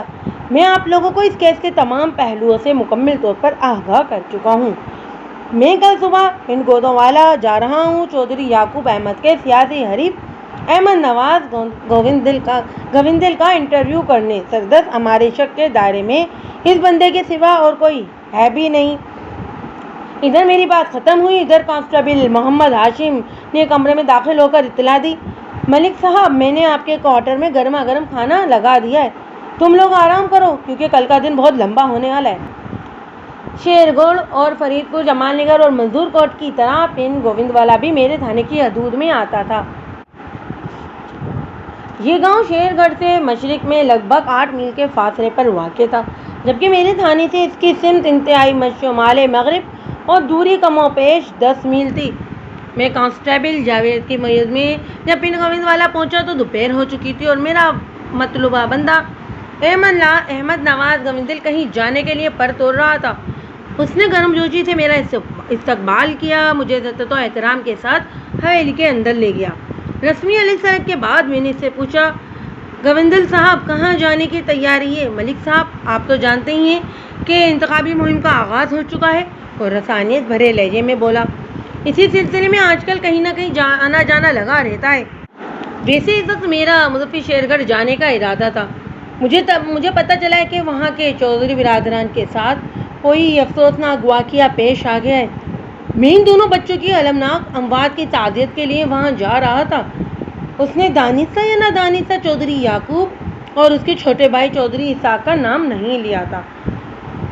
میں اس کے سردست کوئی اندازہ قائم نہ کر سکا کہ یہ اتفاقی عمل تھا یا اس میں احمد نواز گووندل کی بدنیتی چھپی تھی۔ گووندل صاحب، ان چودھری برادران میں سے ایک الیکشن میں آپ کا سیاسی حریف بھی ہے۔ میں نے اس کے چہرے پر نگاہ جما کر معنی خیز انداز میں کہا تھا، میں چودھری یعقوب احمد کی بات کر رہا ہوں جناب، جس کا ریکارڈ بتاتا ہے کہ وہ کبھی الیکشن نہیں ہارا۔ ملک صاحب، ہار جیت تو مقدر کا کھیل ہے، اس نے پرسوچ انداز میں کہا۔ کسی انسان کا نصیب کس وقت چمک اٹھے یا کب دغا دے جائے، اس کے بارے میں قبل وقت کچھ نہیں کہا جا سکتا۔ یہ کوئی فارمولا نہیں ہے کہ ایک شخص ہر میدان میں زندگی بھر فتح ہی حاصل کرتا رہے گا، اور کسی بندے کے بارے میں دعوے سے یہ بھی نہیں کہا جا سکتا کہ وہ اپنے مقدر میں ازلی ابدی شکست ہی لکھوا کر اس دنیا میں آیا ہے۔ یہ سب قدرت کے کھیل ہیں سرکار، اور اللہ تو ان لوگوں کو بھی دیتا ہے جو اس کی ذات پر یقین نہیں رکھتے۔ احمد نواز گووندل پربااندام ہونے کے باوجود پرتاثر اور دبنگ شخصیت کا مالک تھا۔ سب سے اہم بات یہ کہ وہ گفتگو مطلب معقول اور پرمعزز گفتگو کے فن سے آشنا تھا۔ یہ اس سے میری پہلی ملاقات تھی اور اس کی بات چیت نے مجھے بہت متاثر کیا تھا۔ آپ نے درست فرمایا گووندل صاحب، میں نے تائزی انداز میں گردن ہلاتے ہوئے کہا، اللہ سبھی کا ہے اور سبھی اس کے بندے اور مخلوق ہیں۔ وہ اس بنا پر فیصلے نہیں کرتا کہ کون اسے کتنا مانتا ہے اور کون اس کے وجود سے انکاری ہے۔ جو دنیا بقدر کوشش ہے، جو شخص جتنی کوشش کرتا ہے اسے اس کی محنت کا اتنا پھل ضرور ملتا ہے، کیونکہ اللہ تعالیٰ کسی کی بھی محنت کو رائیگاں نہیں جانے دیتا۔ ناانصافی اس کی شان کے خلاف ہے، بے شک وہ عزت اور ذلت کا مالک ہے۔ بس سرکار، میں بھی محنت اور کوشش ہی میں لگا ہوا ہوں۔ وہ معتدل انداز میں بولا، باقی جو مرضی مالک کی، نتیجہ تو اسی کے ہاتھ میں ہے نا ملک صاحب۔ بے شک، میں نے دو ٹوک انداز میں کہا۔ پھر پوچھا، گووندل صاحب ابھی تھوڑی دیر پہلے آپ نے ابھی اس وقت میرا موضوع شیرگڑھ جانے کا ارادہ تھا اور میں چودھری برادران کے بچوں کی المناک موت کی تعزیت کے لیے وہاں جا رہا تھا جیسے جملے ادا کیے تھے۔ ماضی کا سگیا تو یہ بتاتا ہے کہ اب آپ نے اپنا پروگرام تبدیل کر دیا ہے۔ آپ پولیس والے ہیں، اس لیے آپ الفاظ کو اپنی گرفت میں لیتے ہیں جیسے خطرناک مجرم کی گردن ناپ لی ہو۔ وہ زیر لب مسکراتے ہوئے معنی خیز انداز میں بولا، خیر میں نے ابھی تک شیرگڑھ جانے کا ارادہ نہیں بدلا۔ سچی بات تو یہ ہے کہ آپ پہلی بار میری حویلی پر تشریف لائیں، اس لیے آپ کو پروٹوکول دینا بھی تو ضروری ہے۔ اس عمر میں کسی کی شک کی گنجائش نہیں کہ آپ یہاں ان دنوں خونریز واقعات کی تفتیش کرنے آئے۔ ان دونوں بھائیوں نے آپ کی سماعت میں میرے خلاف بہت زہر انڈیلا ہوگا۔ ایسی بات نہیں ہے گوندل صاحب، میں نے صاحب گوئی سے کام لیتے ہوئے کہا۔ چودھری یعقوب احمد اور اس کے چھوٹے بھائی چودھری اسحاق احمد نے اپنے کسی دشمن کی نشاندہی کی اور نہ ہی کسی شخص پر الزام لگائے۔ میں روٹین کی پوچھ تاچھ کے لیے ہر اس جگہ جاؤں گا جہاں سے کوئی ایسا سراغ ہاتھ لگنے کی امید ہو جو مجھے 4 افراد کے قاتلوں تک پہنچا دے۔ یقیناً آپ میری بات سمجھ رہے ہیں، میں آپ کے پاس بھی اسی سلسلے میں آیا ہوں۔ اس نے پرسوچ انداز میں ڈوبے ہوئے لہجے میں کہا، تو پھر آپ نے یہ طے کر لیا ہے کہ شیر گڑھ اور فرید پور میں پیش آنے والے دونوں افسوسناک واقعے کا ذمہ دار کوئی ایک ہی شخص یا ایک ہی گروہ ہے، اس لیے آپ نے 4 قاتلوں کی ایک ہی بات کی ہے۔ اس دوران میں گوندل صاحب کے ملازمین نے ہمارے سامنے انواع اقسام کا سامان چن دیا تھا۔ گفتگو کے پیش ان اشیاء نعمت سے بھی خاطر خواہ انصاف کیا جا رہا تھا۔ یہ میں نہیں، حالات اور واقعات شواہد نے طے کیا ہے گوندل صاحب کہ ان دونوں وارداتوں کے پیچھے کسی ایک ہی پارٹی کا ہاتھ ہے۔ میں نے اس کی آنکھوں میں دیکھتے ہوئے جواب دیا، میں موضوع پر اپنی تفتیش کو آگے بڑھانے کا قائل نہیں ہوں۔ یہ تو بہت اچھی بات ہے ملک صاحب، وہ ستائشی نظر سے مجھے دیکھتے ہوئے بولا۔ پھر پوچھا، آپ کن حالات و واقعات اور شواہد کی بات کر رہے ہیں؟ کیا میں ان کے بارے میں جان سکتا ہوں؟ کیوں نہیں گوندل صاحب، میں نے جلدی سے کہا، میں آپ کے تعاون سے اس کیس کو حل کرنے کی نیت لے کر پنڈ گووندوالا آیا ہوں۔ آپ سے کچھ چھپانے کا تو سوال ہی پیدا نہیں ہوتا جناب۔ یہ آپ کا بڑا پن اور میری عزت افزائی ہے ملک صاحب۔ وہ ممنونیت بھرے نظروں سے مجھے دیکھتے ہوئے بولا، آپ بتائیں، میں پوری توجہ سے سن رہا ہوں۔ میں نے نہایت ہی مختصر مگر جامع الفاظ میں قتل و غارت گری، قاتلوں کی صفاقی اور بے رحمی کے بارے میں بتانے کے بعد 100 روپے والے کرنسی کے نوٹ کے دونوں حصوں کو اس کے سامنے رکھتے ہوئے ٹھوس انداز میں کہا، ان میں سے ایک ٹکڑا فرید پور والے وقوع پر اور دوسرا ٹکڑا شیر گھر کے موقع واردات سے ملا ہے گوندل صاحب۔ کرنسی کے دونوں ٹکڑوں پر نگاہ پڑتے ہی اس کی آنکھیں چمک اٹھی اور بے ساختہ اس کے منہ سے نکلا، یہ تو کان یوسف کی واردات کا انداز ہے ملک صاحب۔ کیا آپ یوسف کا نام اس قاتل کو جانتے ہیں؟ میں نے سرسراتی انداز میں پوچھا۔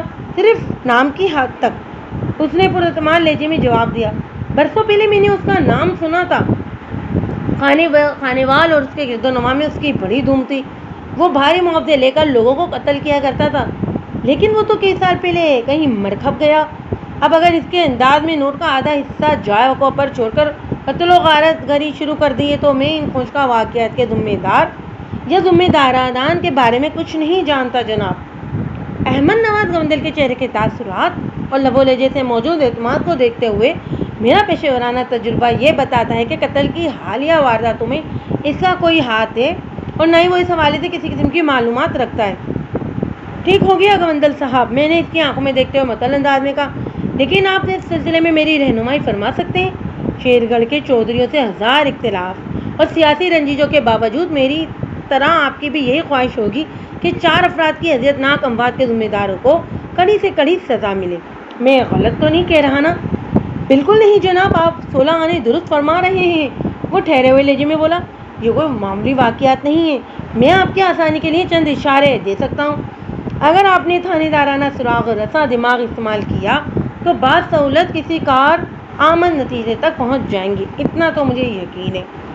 میں ہمتن گوش ہوں گوندل صاحب، میں نے کہا، یہ بات شیر گڑھ جانتا ہے کہ چودھری اسحاق کا اکلوتا بیٹا سلیم ایک عیار طبع جوان تھا، اس لیے چودھری یعقوب نے اپنی بیٹی عروج کا رشتہ اسے نہیں دیا تھا اور اس کی شادی فرید پور کے چودھری گاؤں خاندان میں کر دی تھی۔ احمد نواز گوندل نے میرے سوال کا جواب دیتے ہوئے مطمئن انداز میں بتایا، یہ بات بھی کسی سے ڈھکی چھپی نہیں ہے کہ چودھری یعقوب کا بیٹا مشتاق اپنے کزن سلیم کا گہرا دوست تھا۔ ان کے درمیان کوئی بھی راز و راز نہیں رہتا تھا کیونکہ بہت ساری بدفعلیوں میں وہ دونوں ایک ساتھ ہوا کرتے تھے۔ یہی مشتاق اپنی اکلوتی بہن عروج سے بے پناہ محبت کرتا تھا۔ وہ عروج جو فرید پور کے چودھری سمن اللہ کی بیوی تھی، ان کی شادی صرف 4 ماہ ہی چل سکی تھی۔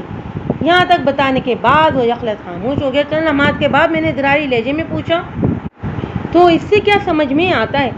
سمجھ میں تو اس وقت آئے گا جب آپ میری بات پر غور فرمائیں گے ملک صاحب، وہ معنی خیز انداز میں بولا۔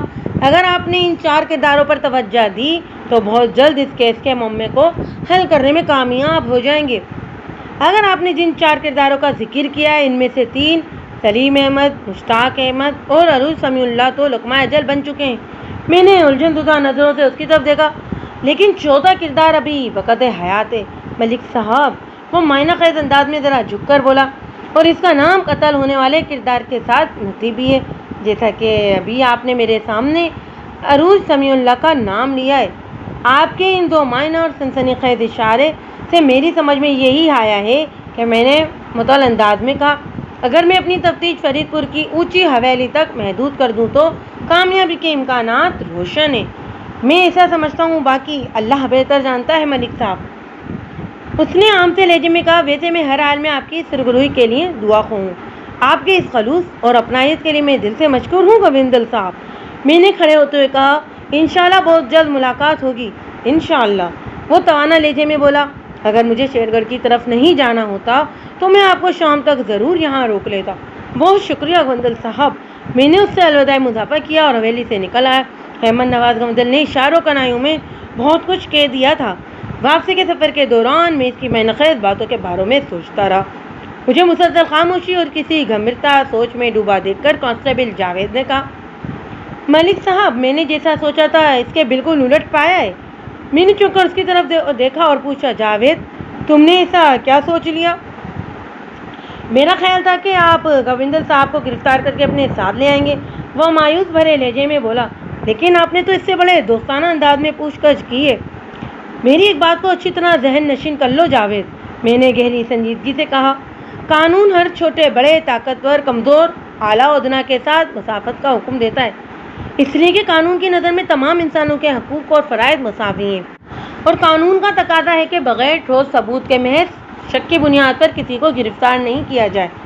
باقی جہاں تک گووندل صاحب سے میرے دوستانہ رویے کی بات ہے تو لمحاتی توقف کر کے میں نے گہری سانس خارج کی، پھر اپنی بات مکمل کرتے ہوئے کہا، اسی دوستانہ رویے اور اپنائیت بھرے انداز کی بدولت میں نے اس کی زبان سے بڑی کارآمد باتیں اگلوا لی ہیں جو آگے چل کر میرے بہت کام آئیں گی۔ یہ تو آپ بالکل ٹھیک کہہ رہے ہیں جناب، وہ تائیدی انداز میں گردن ہلاتے ہوئے بولا، ہر پولیس والا آپ کے انداز میں نہیں سوچتا۔ عام طور پر یہی دیکھنے میں آیا ہے کہ ہم بے بس، لاچار اور کمزور لوگوں کو بغیر کسی سمن یا وارنٹ کے ہی محض شک کی بنیاد پر گرفتار کر کے حوالات میں بند کر دیتے ہیں، بلکہ ان کی زبان کھلوانے کے لیے 100 تفتیشی جتن بھی کرتے ہیں۔ چند عاقبت نااندیش اہلکاروں اس کے غیر ذمہ دارانہ فعال کے باعث پورے ڈپارٹمنٹ کو ہی مورد الزام نہیں ٹھہرایا جا سکتا، کیونکہ کالی بھیڑ تو ہر محکمے میں پائی جاتی ہیں۔ میں نے 2 ٹوک انداز میں کہا، بہرکیف تم نے پولیس کے جس عمومی رویے کا ذکر کیا ہے وہ میرے نزدیک بہت افسوسناک اور قابل مذمت ہے۔ وہ سرسراتی آواز میں بولا، ملک صاحب، آپ کے ساتھ کام کر کے بہت کچھ سیکھنے کو مل رہا ہے مجھے۔ میں نے کانسٹیبل کی بات پر دھیان نہیں دیا اور دوبارہ احمد نواز گووندل کی بات پر غور کرنے لگا۔ 15 فروری کا آغاز بڑے سنسنی خیز انداز میں ہوا تھا۔ پچھلی رات جب میں پنڈ گوندوالا کی مہم سے واپس آیا تھا تو میرا ذہن خاصا الجھا ہوا تھا۔ احمد نواز گووندل کی مہم اور گول مول باتوں کے اندر کئی ایک راز چھپے ہوئے تھے۔ اس نے بڑے اعتماد کے ساتھ جو کچھ بھی کہا تھا میں نے اسے ہلکا نہیں لیا تھا، اور رات سوتے وقت بھی اس کے اشارے اور کنائیے میری سوچ کے ارد گرد گردش کر رہے تھے۔ اور صبح جب مقتولین کی پوسٹ مارٹم لاشیں اسپتال سے تھانے پہنچی تو ایک نیا مسئلہ کھڑا ہو گیا۔ میں نے فرید پور اور شیر گڑھ اپنے بندوں کو بھیج کر دونوں متاثرہ خاندانوں کو تھانے بلا لیا تھا۔ مذکرہ لاشیں تھانے کے سین میں ڈھکی رکھی تھیں اور چودھری صاحبان میرے کمرے میں موجود ایک نئی بھیس چھیڑے بیٹھے تھے۔ چودھری یعقوب احمد نے مجھ سے مخاطب ہوتے ہوئے کہا، ملک صاحب، سلیم اسحاق کا بیٹا ہے اور مشتاق عروج دونوں میری اولادیں، لہٰذا ان تینوں کی لاشیں ہم دونوں بھائی اپنے ساتھ لے کر جائیں گے۔ ان کی تدفین شیر گڑھ کے قبرستان میں ہوگی۔ چودھری اسحاق نے بڑے بھائی کی ہاں میں ہاں ملاتے ہوئے 2 ٹوک انداز میں کہا، بھائی جان بالکل ٹھیک کہہ رہے ہیں تھانے دار صاحب، آپ یہ تینوں لاشیں ہمارے حوالے کر دیں تو بہت مہربانی ہوگی جناب کی۔ ہم نے کب کہا کہ عروج آپ کی بیٹی نہیں؟ اچھا یعقوب، چودھری سمیع اللہ نے اپنے سسر کی طرف دیکھتے ہوئے کہا، مگر آپ اس حقیقت سے انکار نہیں کر سکتے کہ وہ آپ کی بیٹی ہونے کے علاوہ میری منوکا بھی تھی۔ عروج کی لاش تو فرید پور کے قبرستان میں ہی دفن ہوگی۔ آپ سلیم اور مشتاق کی لاشوں کو اپنے ساتھ لے جائیں، ہم عروج اور اللہ دیتا کی لاشیں اٹھا لیتے ہیں۔ سمیع اللہ کی تجویز معقول اور وزن دار تھی، لیکن چودھری یعقوب نے بھرمی بھرے لہجے میں کہا، برخوردار، میں نے عروج کو پورے 23 سال تک اپنے جگر کا حصہ بنا کر پالا تھا، تو تمہاری شادی کو صرف 4 ماہ ہوئے۔ تم میری بیٹی کی لاش کے دعوے دار نہیں بنو تو یہ تمہارے حق میں بہتر ہوگا۔ ہم ہر قیمت پر اس کی لاش کو شیرگڑھ ہی لے کر جائیں گے۔ میرا دعویٰ غلط یا جھوٹا نہیں ہے چاچا جان، سمیع اللہ نے خفگی آمیز آواز میں کہا۔ وہ ہر صورت میں میری بیوی تھی اور یہ حق مجھے قانون اور شریعت نے دیا ہے۔ اس کی لاش کا وارث صرف میں اور صرف میں ہی ہوں۔ میں اور بھائی جان تو اپنی اپنی اولادوں سے یکسر محروم ہو چکے ہیں۔ چودھری اسحاق نے تپتے ہوئے لہجے میں کہا، چنانچہ ہمیں کسی اچھے برے نتیجے کی قطعاً کوئی پرواہ نہیں ہے۔ اگر تم اپنی ضد پر اڑے رہے تو تیسرا خونریز واقعہ اس تھانے کے گرد و نواح میں بھی ہو سکتا ہے۔ چودھری اسحاق احمد نے تھانے میں بیٹھ کر میرے سامنے چودھری سمیع اللہ کو خطرناک نتائج کی دھمکی دی تھی۔ یہ سیدھی سیدھی میرے معاملات میں دخل اندازی تھی، قبل اس کے کہ میں اپنے اختیارات کا استعمال کر کے چودھری اسحاق کے دماغ کے کیڑے جھاڑتا۔ چودھری حفیظ اللہ نے پہلی بار اپنی تلخ و ترش بلکہ فساد برپا گفتگو میں حصہ لیتے اپنے بیٹے سے کہا، سمیع اللہ بڑوں کے ساتھ زبان نہیں لڑاتے۔ تمہارے چچا چودھری یعقوب بالکل ٹھیک کہہ رہے ہیں، عروج کی لاش پر انہی کا حق بنتا ہے۔ پھر وہ براہ راست اپنے سمدی سے مخاطب ہوتے ہوئے بولا، چودھری صاحب، آپ دونوں بھائیوں نے اپنی اپنی جوان اولاد کو کھویا ہے۔ میں آپ لوگوں کے دکھ اور درد کو سمجھ کر محسوس کر سکتا ہوں۔ آپ سمیع اللہ کی جذباتی باتوں کا برا نہ بنائیں اور عروج کی لاش کو اپنے ساتھ شیرگڑھ لے جائیں۔ ہمیں جب بھی عروج بیٹی کی یاد آئے گی، ہم شیرگڑھ جا کر اس کی قبر پر فاتحہ خوانی کر لیا کریں گے۔ اسی بہانے آپ لوگوں سے بھی ملاقات ہو جایا کرے گی۔ چودھری حفیظ اللہ نے کشادہ دلی کا مظاہرہ کرتے ہوئے متوقع اور سر پر منڈلاتی ہوئی خونریز جنگ کو شروع ہونے سے پہلے ہی روک لیا تھا۔ اس دانشمندی اور بردباری پر میں نے ستائشی نظروں سے اسے دیکھنے لگا۔ علاوہ ازیں چودھری سمیع اللہ کی فرمانبرداری بھی لائق تحسین تھی۔ اس نے اپنے باپ کے فیصلے پر ایک لفظ نہیں کہا اور خاموش ہو کر ایک طرف بیٹھ گیا۔ اگرچہ اپنے اندر وہ غصے سے بھرا ہوا تھا، لیکن اس نے کسی جھنجھلاہٹ یا خفگی کا اظہار نہیں کیا تھا۔ آئندہ 1 گھنٹے کے اندر دونوں پارٹیاں اسے اپنے حصے کی لاشیں اٹھا کر تھانے سے رخصت ہو گئیں تو میں نے ASI قادر علی کو اپنے کمرے میں بلا لیا۔ اس نے کمرے میں داخل ہو کر مجھے سلام کیا اور میرے اشارے پر کرسی سنبھال لی۔ قادر علی، وہ لوگ تو اپنے پیاروں کی لاشیں اٹھا کر چلے گئے، لیکن ہمارا اصل کام تو ابھی شروع ہوا ہے نا، میں نے ٹھہرے ہوئے لہجے میں کہا۔ مجھے فرید پور والے وقوع سے کچھ خاص ملا ہے، اور نہ ہی تم نے شیرگڑھ والے وقوع کے حوالے سے کوئی خوشخبری سنائی ہے۔ متاثرین تو اپنی اولادوں کو دفنانے کے بعد ان کی مغفرت اور اگلی زندگی کی آسانی کے لیے دعائیں اور قرآن خوانی وغیرہ میں مصروف ہو جائیں گے، لیکن ہم ہاتھ پر ہاتھ رکھ کر تو نہیں بیٹھ سکتے۔ ہمارے پیشہ وارانہ فرائض کا تقاضا تو یہی ہے کہ ہمیں ان افسوسناک واقعات کے ذمہ داروں کو گرفتار کر کے واقعی سزا دلوانا ہے۔ لیکن سوال یہ پیدا ہوتا ہے کہ ہم اپنے کام کا آغاز کہاں سے کریں؟ سردرد، ہمارے ہاتھ میں تو کچھ بھی نہیں ہے۔ میں آپ کی بات سمجھ سکتا ہوں ملک صاحب، میرے خاموش ہونے پر ASI نے معطل انداز میں کہا۔ میں سمجھتا ہوں ہم بالکل بھی خالی ہاتھ نہیں ہیں۔ اس کا کیا مطلب ہوا؟ میں نے سوالیہ انداز میں اسے دیکھا۔ دونوں وقوع جات سے ہمیں 100 روپے والے کرنسی نوٹ کے 2 حصے ملے۔ ہم ان کی مدد سے تفتیش کا آغاز کر سکتے ہیں۔ اور حسنیت بھرے لہجے میں بولا، وہ بلاوے کے سوا کچھ نہیں ہے قادر علی۔ میں نے کہا، کسی نے ہماری تفتیش کو غلط رخ پر ڈالنے کے لیے یہ چال چلی ہے، اور وہ کسی یقیناً ان واقعات کا ذمہ داری ہے۔ اس موضوع پر احمد نواز گوندل سے میری کھل کر بات ہو چکی ہے۔ وہ بھی یوسی کونا کو جانتا ہے اور اس کے مطابق مذکرہ خطرناک قاتل برسوں پہلے اس دنیا سے رخصت ہو چکا ہے۔ اس کے انداز کی ہو بہو نقل کرنے والا 4 افراد کی پیمانہ اموات کا ذمہ دار، اگر وہ بہت ہی شاطر اور عیار ہے، اس نے ہمیں ایک بند گلی میں لا کھڑا کر دیا ہے۔ لیکن میں ہمت ہارنے والوں میں سے نہیں ہوں۔ لمحاتی توقف کر کے میں نے بوجھل سانس خارج کرنے کے بعد اس میں اضافہ کرتے ہوئے کہا، پوسٹ مارٹم کی رپورٹ آنا ابھی باقی ہے۔ مجھے یقین ہے کہ اس کے اندر سے کچھ نہ کچھ ایسا ضرور ملے گا جو ہماری تفتیش کے لیے کارآمد ثابت ہوگا۔ پھر انشاءاللہ ملک صاحب، وہ پرسوخ انداز میں بولا، پھر ہمارے درمیان انہی خونچکا واقعات اور چودھری برادران کے رویوں کے حوالے سے بات چیت ہوتی رہی۔ جب قادر علی کو چودھری حفیظ اللہ کے فیصلے کا علم ہوا تو اس نے کہا، ملک صاحب، یہ بندہ بہت گہرا لگتا ہے۔ اس نے اپنے بیٹے کے مطالبے کی حمایت نہ کر کے شیرگڑھ کے چودھریوں کا دل جیت لیا ہے، ورنہ آپ نے تو گرما گرمی کی وجہ سے صورتحال جو بتائی ہے اس میں خون خرابہ تو لازمی تھا۔ میں اپنے سامنے تو انہیں کسی بھی قیمت پر اس کھلی قانون شکنی کی اجازت نہیں دے سکتا تھا۔ میں نے قطعی لہجے میں کہا اگر چودھری یعقوب احمد اور اس کا برخوردار ایسی کسی حماقت کا ارتکاب کرتا تو مطلق پرواہ نہ کرتا اور بھول جاتا کہ انہوں نے اولاد کے حوالے سے کتنا بڑا صدمہ اٹھایا۔ میں انہیں پکڑ کر حوالات میں بند کر دیتا، بات کی بعد میں دیکھی جاتی۔ ویسے یہ ماننا پڑے گا کہ چودھری سمیع اللہ نے انتہائی جائز اور حق کی بات کی تھی۔ عروج کی لاش اسے ملنا چاہیے تھی، اس لاش کا حقیقی وارث وہی تھا۔ میں آپ سے اتفاق کرتا ہوں ملک صاحب، ایسا ہی تائیدی انداز میں سر ہلاتے ہوئے بولا، لیکن شیرگڑھ والے چودھری برادران مقتولہ ارون کی لاش کے ساتھ چودھری حفیظ اللہ کے ماں اور اجازت سے لے کر گئے۔ اگر وہ کوئی زور زبردستی کرتے تو وہی والی بات، ہم بھی انہیں بتا دیتے کہ تھانے کی طاقت کیا ہوتی ہے۔ ہم یہاں پر قانون نافذ کرنے کے لیے بیٹھے، قانون کو اپنے ہاتھ میں لینے یا اس کا مذاق اڑانے والے کے ساتھ تو کسی رعایت کا سوال ہی پیدا نہیں ہوتا۔ میں نے اس آئے کے خیالات اور عزائم پر ساتھ کیا اور ان واقعات کے دیگر پہلوؤں پر غور کرنے لگا۔ اسی ساتھ جب میں عصر کی نماز سے فارغ ہوا تو سرکاری اسپتال سے پوسٹ مارٹم کی رپورٹس آئیں، جن کی تفصیل کچھ اس طرح تھی۔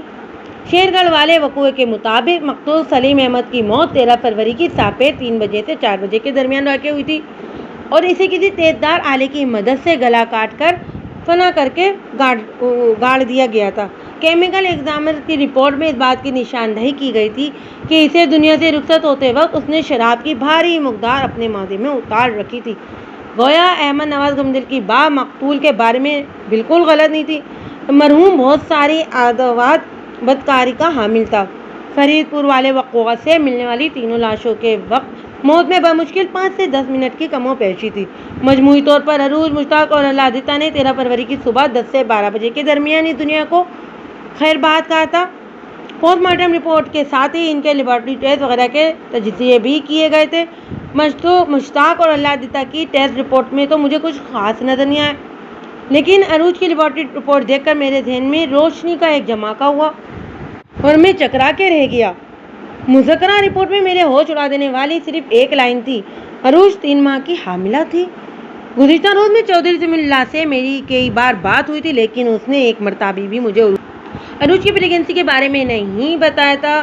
ان دونوں کی شادی کو صرف 4 ماہ ہوئے تھے اور لیبارٹری ٹیسٹ کے مطابق عروج پچھلے 3 ماہ سے ایک زندگی کو اپنے رحم میں لیے گھوم رہی تھی۔ یہ اتنی بڑی خوشخبری تھی کہ اسے سب سے پہلے اس کے بچے کو باپ بتانا چاہیے تھا۔ اگر عروج نے اپنے حاملہ ہونے کے بارے میں سمیع اللہ کو بتا رکھا تھا اور سمیع اللہ یا حفیظ اللہ نے مجھ سے ذکر کرنا ضروری نہیں سمجھا تھا تو اس میں خرابی یا پریشانی والی تو کوئی بات نہیں تھی۔ اگر وہ دونوں باپ بیٹا اونچی حویلی کے اگلے وارث کی آمد سے بے خبر تھے تو اس کا ایک ہی مطلب نکلتا تھا اور وہ یہ کہ عروج نے دانستہ اس خبر کو ان سے چھپایا تھا۔ اس کی پراسرار گوئی کی وجہ تک رسائی حاصل کرنا مجھ پر واجب ہو گیا تھا اور اس مقصد کے لیے میرا اونچی حویلی جانا ضروری تھا۔ چودھری حفیظ اللہ اور چودھری سمیع اللہ تو رہ گئے، ایک طرف مجھے شیرگڑھ کے چودھری خصوصاً چودھری یعقوب احمد کے رویے پر شدید حیرت ہوئی تھی۔ جب بھی کوئی عورت امید سے ہوتی تو وہ یہ خوشخبری سب سے پہلے 2 افراد کو سناتی ہے، نمبر 1 اپنے شوہر اور اس کے بچے کے باپ کو، نمبر 2 اپنی ماں کو۔ اب یہ تو ہو نہیں سکتا تھا کہ عروج کی ماں ممتاز بی بی کو اپنی بیٹی کے حاملہ ہونے کی خبر نہ ہو۔ 16 فروری کی صبح ناشتے سے فارغ ہونے کے بعد میں نے ASI قادر علی کو اپنے ساتھ لیا اور ہم دونوں تھانے سے اونچی حویلی کی جانب روانہ ہو گئے۔ آج سردی کم اور موسم کھلا ہوا اور خوشگوار محسوس ہو رہا تھا۔ قادر علی کو اپنے ساتھ لے کر جانے کا میرا ایک خاص مقصد تھا۔ اسے مجھ سے اکثر یہ شکایت رہتی تھی کہ میں اسے کانسٹیبل وغیرہ کے ساتھ مختلف قسم کی محکمہ جاتی کارروائیوں کے لیے ادھر ادھر بھیجتا رہتا ہوں، لیکن کسی بھی مشن میں اسے اپنے ساتھ نہیں رکھتا۔ سو اس کا دیرینہ شکوہ دور کرنے اور اس کی دلی خواہش پوری کرنے کی نیت سے میں نے اسے لیے اپنے ساتھ اونچی حویلی آ گیا۔ قادر علی، میں نے راستے میں اس سے پوچھا، اب تو تم خوش ہو؟ جی ملک صاحب، وہ دبے دبے جوش کے ساتھ بولا۔ بات دراصل یہ جناب کے جونیئر اہلکاروں کے ساتھ کام کر کے کچھ نیا سیکھنے کو نہیں ملتا اور اس تھانے میں مجھ سے سینئر صرف آپ ہی ہیں۔ امید ہے آپ میری بات سمجھ گئے ہوں گے۔ ہاں بالکل، میں سمجھ گیا، میں نے معطل انداز میں کہا۔ اب اس فلسفے کا دوسرا پہلو بھی دیکھو قادر علی، تم اتنا تو جانتے ہی ہو کہ ہر چیز کے کم از کم 2 رخ یا 2 زاویے لازمی ہوتے ہیں۔ میں نے کم از کم کی بات کی اور زیادہ سے زیادہ تعین کرنے کے لیے اس معاملے کی نوعیت کو دیکھنا ضروری ہوتا ہے۔ ملک صاحب، آپ کہہ تو بالکل ٹھیک رہے ہیں، وہ الجھن زدہ لہجے میں بولا۔ آپ کی نوازش ہوگی اگر وضاحت بھی کر دیں کہ ہماری حالیہ گفتگو سے اس معاملے کا کیا تعلق ہے۔ تم نے خود کہا ہے کہ تم جونیئر کے ساتھ کام کر کے تمہیں کچھ نیا سیکھنے کو نہیں ملتا۔ میں نے ٹھہرے ہوئے سمجھانے والے انداز میں کہا، تو سیکھنے کے عمل کا دوسرا پہلو ہے سکھانے کا عمل، اور یہ دونوں عمل ایک دوسرے کے لیے واجب و موجب ہیں۔ اگر تمہاری یہ تمنا ہے کہ اپنے سینئر کے ساتھ کام کر کے تم اپنے علم اور تجربے میں اضافہ کرو، تو تم سے جونیئرز کو بھی اپنے دل و دماغ میں یہ چاہت رکھنے کا حق ہے کہ وہ تم سے یعنی خود سے سینئر اہلکار کے معیت میں کام کر کے کچھ نیا اور کچھ بڑا سیکھ سکیں۔ لمحاتی توقف کر کے میں نے گہری سانس لی، پھر بات مکمل کرتے ہوئے رسانیت بھرے لہجے میں کہا، اگر پولیس ڈپارٹمنٹ میں سے سیکھنے سکھانے کا سلسلہ ختم ہو جائے تو پھر کانسٹیبل بھرتی ہونے والا ایک نوجوان اپنی زندگی کے بہترین 40-45 سال محکمے کو دینے کے بعد بھی کانسٹیبل ہی ریٹائر ہوگا۔ اس صورتحال میں کوئی کانسٹیبل ASI قادر علی یا تھانہ انچارج ملک صفدر حیات کیسے بن سکتا تھا؟ آپ کی بات میری سمجھ میں آ گئی ہے ملک صاحب، وہ ندامت بھرے لہجے میں بولا، اور اس کے ساتھ ہی مجھے اپنی غلطی کا بھی احساس ہو گیا ہے۔ غلطی کا احساس ہو جانا اور خطا کا اخلاقی اور روحانی کفارہ ہوتا ہے قادر علی، میں نے گہری سنجیدگی سے کہا۔ تمہاری بات سن کر مجھے خوشی ہوئی ہے، وہ ثابت میں سر ہلا کر رہ گیا۔ ہم اونچی حویلی کے نزدیک پہنچے تو میں نے قادر علی سے کہا، مین چودھری باپ بیٹے سے ایک انتہائی حساس اور اہم موضوع پر چند سوالات کرنے آیا ہوں۔ یہ پوچھ تاچھ میں اس سے الگ الگ کروں گا اور دونوں سیشن میں تم میرے ساتھ موجود رہو گے، اپنی آنکھوں، کانوں اور دماغ کی کھڑکیاں اور دروازے کھلے رکھ کر۔ میری تفتیش میں تمہیں بہت کچھ نیا نتیجہ آور سیکھنے کو ملے گا۔ بہت شکریہ ملک صاحب، وہ ممنونیت بھرے لہجے میں بولا، میں اس کی ہدایت پر پوری طرح عمل کروں گا۔ ایسے مواقع روز روز تھوڑی ملتے ہیں جناب۔ ہم فرید پور میں داخل ہو کر اونچی حویلی کی جانب بڑھنے لگے تو مجھے چھوٹا چودھری سمیع اللہ ایک گھوڑے پر سوار اپنی ہی طرف آتا نظر آیا۔ اس نے بھی مجھے ٹانگے میں بیٹھا دیکھ لیا تھا، چنانچہ وہ ہمارے ٹانگے کے نزدیک آ کر رک گیا۔ السلام علیکم ملک صاحب، اس نے گھوڑے پر بیٹھے مجھے سلام کیا اور پوچھا، مجھے امید ہے آپ خیریت سے ہی آئے ہوں گے۔ اونچی حویلی اب کوئی اور صدمہ برداشت کرنے کی طاقت نہیں رکھتی تھانے دار صاحب۔ فکر والی کوئی بات نہیں ہے چودھری صاحب، میں نے تسلی آمیز انداز میں کہا، بس میں ادھر سے گزر رہا تھا تو سوچا آپ لوگوں سے بھی سلام دعا کر لوں۔ پھر میں نے ذرا دیر رکنے کے بعد سوال کیا، ویسے آپ اس وقت جا کہاں رہے ہیں چودھری صاحب؟ میں ساتھ والے پنڈ میں ایک چھوٹے سے کام کے لیے جا رہا ہوں جناب، اس نے جواب دیا، 3 سے 4 گھنٹے میں لوٹ آؤں گا۔ آپ حویلی میں تشریف رکھیں، میں واپس آ کر آپ سے بات کرتا ہوں۔ چودھری صاحب، جیسا کہ میں نے آپ کو بتایا ہے کہ میں ایک کام سے کہیں جا رہا ہوں، میں نے اس کے چہرے پر نگاہ جماتے ہوئے کہا، میں اتنی دیر تک حویلی میں نہیں رک سکوں گا۔ آپ اگر مجھے صرف 10 منٹ دے دیں تو میں آپ کی مرحوم بیوی عروج کے حوالے سے ایک اہم بات کی تصدیق یا تردید کرنا چاہتا ہوں۔ اس کے چہرے پر الجھن کے آثار نمودار ہوئے۔ ایک لمحے کی قلیل مدت تک متذبذب رہنے کے بعد وہ جلدی سے بولا، جی کیوں نہیں، ضرور۔ میں ان دونوں باپ بیٹے سے الگ الگ میٹنگ کرنے کا سوچ کر ہی ادھر آیا تھا، اس لیے میں نے چودھری سمیع اللہ سے یہ غلط کہا تھا کہ میں کہیں اور جانے کا ارادہ رکھتا ہوں۔ یہ تو ایک آئیڈیل سچویشن تھی کہ وہ مجھے حویلی کے باہر ہی اکیلا مل گیا تھا۔ میں نے اسے موقع غنیمت جانتے ہوئے معطل انداز میں کہا، تو پھر آ جائیں ادھر ٹانگے میں۔ اس نے اصابت میں گردن ہلائی اور گھوڑے سے نیچے اتر آیا۔ میں نے ٹانگے کے کوشان کو اشارہ کیا کہ وہ تھوڑی دیر کے لیے ادھر ادھر ہو جائے۔ اس اللہ کے بندے نے فوراً سے بیٹھ کر میرے حکم کی تعمیل کر دی۔ میں جب اس وقت اس کے ٹانگے کی فرنٹ سیٹ پر بیٹھا جبکہ ASI قادر علی عقبی نشست پر موجود تھا۔ چودھری سمیع اللہ نے پچھلی نصف کا رخ کیا تو میں نے اپنے پہلو والی خالی جگہ کو دیکھ کر تھپ تھپاتے ہوئے دوستانہ انداز میں کہا، یہاں چودھری صاحب۔ وہ میرے برابر میں آ کر بیٹھ گیا۔ اس کے چہرے آنکھوں سے انجانے خدشات اور تفکرات کی جھلک دکھائی دیتی تھی۔ میں نے تشکی بھرے انداز میں کہا، چودھری صاحب پریشان ہونے کی ضرورت نہیں ہے، اصل میں گزشتہ روز مقتولین کی پوسٹ مارٹم رپورٹ میرے پاس آ گئی تھی۔ آپ کی بیوی کے لیبارٹری ٹیسٹ کی رپورٹ میں ایک اہم چیز کا انکشاف ہوا ہے۔ میں اسی سلسلے میں آپ سے چند سوالات کرنا چاہتا ہوں۔ آپ کو ایسی کون سی اہم شے مل گئی تھانے دار صاحب؟ وہ ادراری لہجے میں بولا، عروج کی رپورٹ یہ بتاتی ہے کہ میں نے چودھری سمیع اللہ کی زبان سے سچ اگلوانے کی غرض سے دانستہ مذکرہ رپورٹ کو ایڈٹ کرتے ہوئے بتایا کہ وہ موت کے وقت امید سے تھی۔ کیا آپ اس بات سے واقف تھے؟ جی ہاں، اس نے فوراً جواب دیا۔ عروج اس ثانی سے 2-3 دن پہلے ہی اس نے مجھے بتایا تھا کہ وہ میرے بچے کی ماں بننے والی ہے۔ اس کے جواب نے میرے دماغ میں خطرے کی گھنٹی بجا دی، تاہم اس کے باوجود بھی میں نے اپنی تسلی اور اطمینان کے لیے تصدیق کرنا ضروری جانا اور اس کی آنکھیں میں جھانکتے ہوئے پوچھا، 2-3 دن پہلے یا 2-3 ماہ پہلے؟ میں نے 2-3 دن کہا ہے ملک صاحب، وہ متفر انداز میں بولا۔ کیا کوئی گڑبڑ ہے؟ اس نے ادراری لہجے میں سوال کیا۔ میں تو دال میں کچھ کالا ہونے کی توقع کر رہا تھا، مگر چودھری سمیع اللہ کا واضح جواب تو چیخ چلا کر اس تلخ حقیقت کا اعلان کر رہا تھا کہ بدقسمتی سے یہاں تو پوری کی پوری دال ہی کالی تھی۔ کوئی گڑبڑ نہیں ہے چودھری صاحب، میں نے اپنے چہرے کے تاثرات کو قابو میں رکھتے ہوئے بڑے اعتماد سے کہا، کیونکہ آپ کی بیوی کے حاملہ ہونے والی بات مجھے اس رپورٹ سے پہلے معلوم نہیں تھی، اس لیے میں ابھی بھی یہی سوچ رہا تھا کہ آپ کے لیے یہ صدمہ کتنا جان کثیر ہے۔ آپ کی ہمت اور حوصلے کو سلام ہے، کیسے ایسے حالات میں بھی آپ زندہ ہیں۔ میں نے موقع کی مناسبت سے جو بات بنا دی تھی وہ تیر بہدف مؤثر ثابت ہوا۔ کسی قسم کے شک میں مطلع ہوئے بغیر وضاحت آمیز لہجے میں بولا، قبر کا حال تو مردہ ہی جانتا ہے ملک صاحب، بس اس طرح زندہ لاش کی طرح چل پھر رہا ہوں، شاید اسی کا نام زندگی ہے ملک صاحب۔ اللہ آپ کو صبر اور برداشت عطا فرمائے چودھری، میں نے اپنے کام کو غیر محسوس انداز میں آگے بڑھاتے ہوئے کہا۔ آپ نے یقیناً بڑے چودھری صاحب کو بھی عروج والی خوشخبری کے بارے میں نہیں بتایا ہوگا، اور اب عروج کی موت کے بعد تو آپ ویسے بھی زیادہ دل شکستہ ہو چکے ہوں گے۔ جب میں نے ابا جی کو یہ بتایا کہ میں باپ بننے والا ہوں تو وہ دادا بننے کی خوشی میں اتنے زیادہ پرجوش ہو گئے تھے کہ میں نے انہیں زندگی میں اتنا خوش اس سے پہلے کبھی نہیں دیکھا۔ نانا تو وہ کئی بار بن چکے ہیں، مگر اپنی نسل کی آگے بڑھنے کی مسرت اور خوشی کچھ الگ ہی ہوتی ہے۔ لیکن عروج کی موت کے سبب ہی سب ختم ہو گیا ملک صاحب، وہ حد درجہ افسردہ ہو گیا۔ میں آپ کے غم اور صدمے کی شدت کو محسوس کر سکتا ہوں چودھری، میں نے ہمدردی بھرے لہجے میں کہا، پھر اپنے کام کے آخری حصے کو بھی انجام دے ڈالا۔ آپ نے بھی مجھے بتایا کہ مرحومہ عروج نے اپنی موت سے 2-3 دن پہلے ہی آپ کو باپ بننے کی خوشی دی تھی۔ اس کا مطلب تو یہ ہوا کہ شیرگڑھ والے چودھری برادران بھی اس کے امید سے ہونے کے بارے میں کچھ نہیں جانتے تھے۔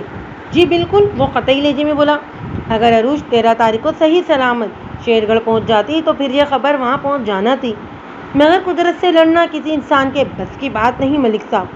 ویسے میرا ارادہ تھا کہ کم از کم چاچا یعقوب احمد کو اس حوالے سے آگاہ کر دوں، مگر ابا جی نے مجھے منع کر دیا تھا، اور آپ نے اس روز تھانے میں ان دونوں بھائیوں کا رویہ تو دیکھ ہی لیا تھا، ان کے انداز میں اپنوں والی تو کوئی بات ہی نہیں تھی۔ عروج کے موت کے ساتھ ہی انہوں نے مجھ سے ایسا غیرت کا برتاؤ کیا جیسے عروج سے میرا کوئی رشتہ ناتا کبھی رہا ہی نہ ہو۔ بات کے اختتام پر اس کے لہجے میں کڑواہٹ اونچ کر آئی تھی۔ میں نے اپنا کام مکمل کر کے چکنے کے بعد ٹھہرے ہوئے انداز میں کہا، ہاں میں نے ان دونوں بھائیوں کے تکبر، ضد اور ناقابلیت کا تماشا اپنی آنکھوں سے دیکھا تھا۔ پہلے کف میں سانس ہموار کرنے کی غرض سے تھما، پھر ان الفاظ میں اضافہ کر دیا، آپ نے بالکل ٹھیک کیا چودھری صاحب، ایسے بدلیاز گھمنڈی لوگوں سے دور رہنا ہی دانش مندی ہے۔ اب آپ اپنے کام سے کام رکھیں، میں بڑے چودھری صاحب کو سلام کر کے آگے نکل جاؤں گا۔ کیا 4 افراد کے قاتلوں کے بارے میں کچھ پتہ چلا ملک صاحب؟ اس نے سرسری انداز میں پوچھا۔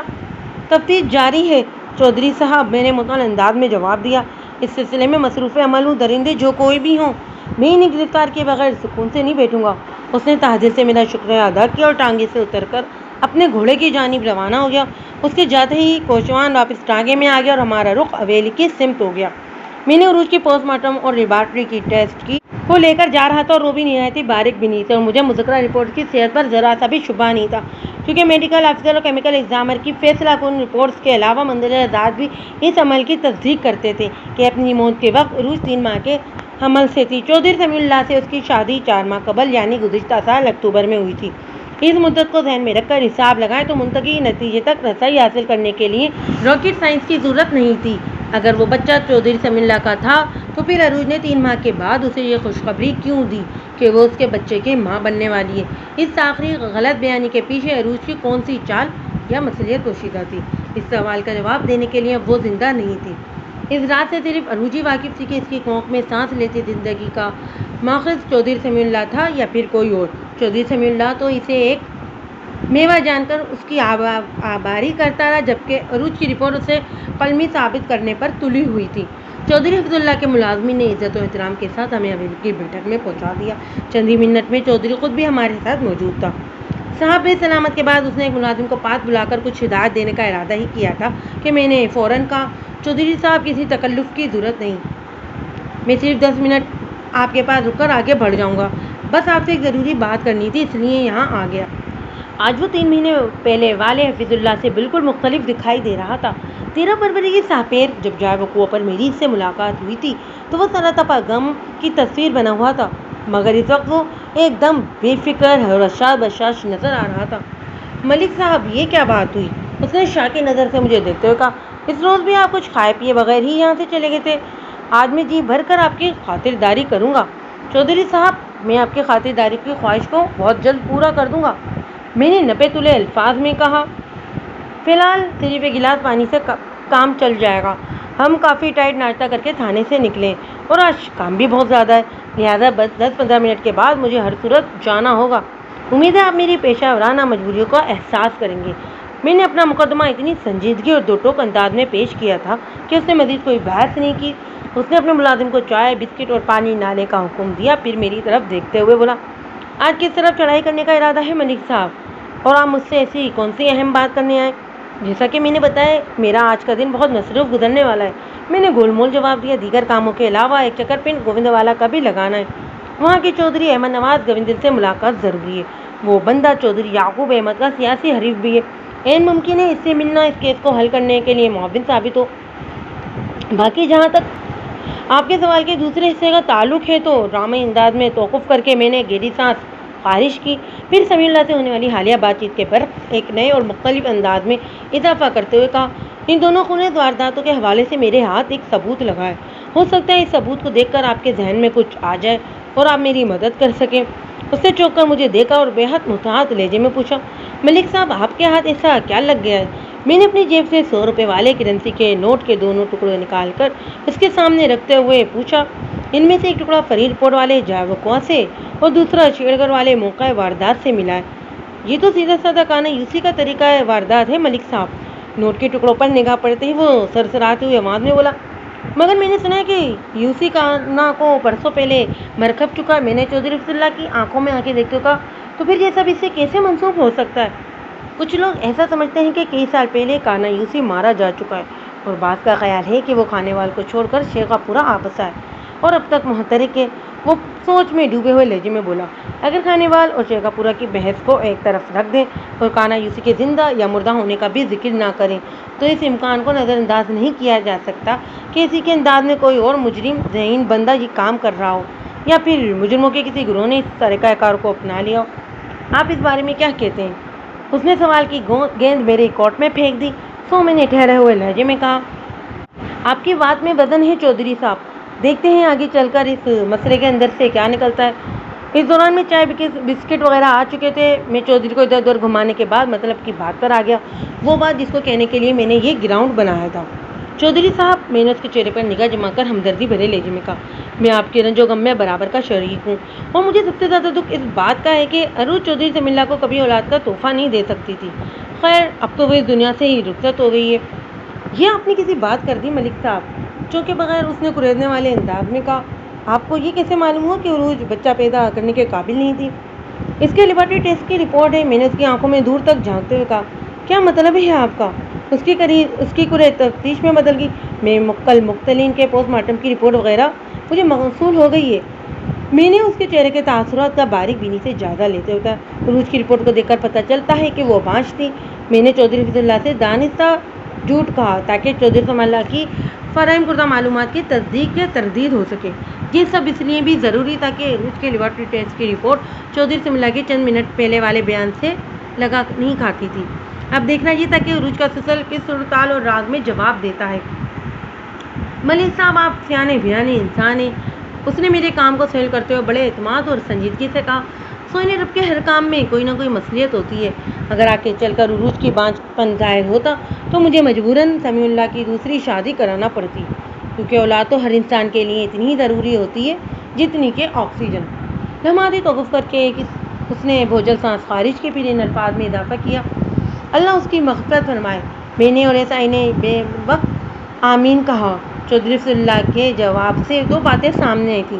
نمبر ایک، چودھری سمیع اللہ نے اپنے باپ کو عروج کے حاملہ ہونے کے بارے میں کچھ نہیں بتایا تھا، یعنی چھوٹے چودھری نے مجھ سے غلط بیانی کی تھی۔ نمبر دو، چھوٹے چودھری رفیع اللہ نے دانستہ عروج کے پر امید ہونے کو چھپانے کی کوشش کی تھی۔ میں نے چودھری رفیع اللہ پر یہی ظاہر کیا جیسے میں اس کے بیان پر یقین کر چکا ہوں کہ وہ اپنی بہو کے حاملہ ہونے سے واقف نہیں تھا۔ میں اس کھیل کو جس انداز میں آگے بڑھانے کا ارادہ رکھتا تھا اور اس کے بنیادی تقاضے کی روح سے چودھری فی الوقت خوش فہمی میں رکھنا بہت ضروری تھا۔ میں نے چودھری رفیع اللہ کو الوداعی سلام کیا اور ایسائی قادر علی کے ساتھ اونچی حویلی سے باہر نکل آیا۔ کوئی بھی انسان جب جھوٹ کا سہارا لیتا ہے تو اس کی درگدوئی کے پیچھے عموماً 4 وجوہات ہوتی ہیں، کوئی ایک یا ایک سے زیادہ وجوہات ہو سکتی ہے۔ نمبر 1، وہ کوئی ایک بڑا فائدہ حاصل کرنا چاہتا ہو۔ نمبر 2، وہ کسی بڑے نقصان سے بچنا چاہتا ہو۔ نمبر 3، وہ کسی خطرناک مصیبت کو ٹالنے کا خواہش مند ہو۔ نمبر 4، وہ کسی کو مشکل میں ڈالنے کا متمنی ہو۔ یہ بات اسے روشن کی مانند میرے دماغ کی آنکھوں کے سامنے کھل چکی تھی کہ اس کیس کو حل کرنے کے لیے مجھے 3 افراد کے جھوٹوں کی حقیقت کو جاننا تھا۔ مذکورہ 3 افراد میں سے ایک تو عروج زمین اوڑھ کر سو چکی تھی، اب اس سے کسی نوعیت کا رابطہ ممکن نہیں تھا۔ باقی بچے چودھری سمیع اللہ، اس کا باپ چودھری حفیظ اللہ۔ میں ان دونوں کی زبانوں کے قفل کھلوانے کے لیے میں نے جو انوکھی چال چلی تھی وہ نہایت ہی مؤثر ثابت ہوئی تھی۔ اگلی صبح چھوٹا چودھری سمیع اللہ اپنے باپ کے ساتھ تھانے پہنچ گیا۔ میں نے اس کی توقع ہی کر رہا تھا، لہٰذا میں نے ان کی متوقع آمد کے حوالے سے حوالدار کو خصوصی ہدایت دے رکھی تھی۔ وہ مجھے سلام کر کے میرے سامنے کرسیوں پر بیٹھ گئے۔ چھوٹے چودھری کے چہرے پر خفگی کے آثار نمایاں دکھائی دے رہے تھے، جبکہ بڑا چودھری الجھا ہوا نظر آتا تھا۔ چودھری صاحب، میں نے سمیع اللہ کی طرف دیکھتے ہوئے اپنے کھیل کا ڈراپ سین اسٹارٹ کیا، آپ کا منہ ٹھیک نہیں لگ رہا، سب خیر خیریت تو ہے؟ ملک صاحب، سمیع اللہ کو آپ سے چند شکایتیں پیدا ہو گئی ہیں۔ چودھری حفیظ اللہ بیٹے کی لب کشائی سے پہلے ہی بول اٹھا۔ میرا تو تھانہ آنے کا ارادہ تھا نہیں، بس یہی زبردستی مجھے اپنے ساتھ لے کر آ گیا ہے۔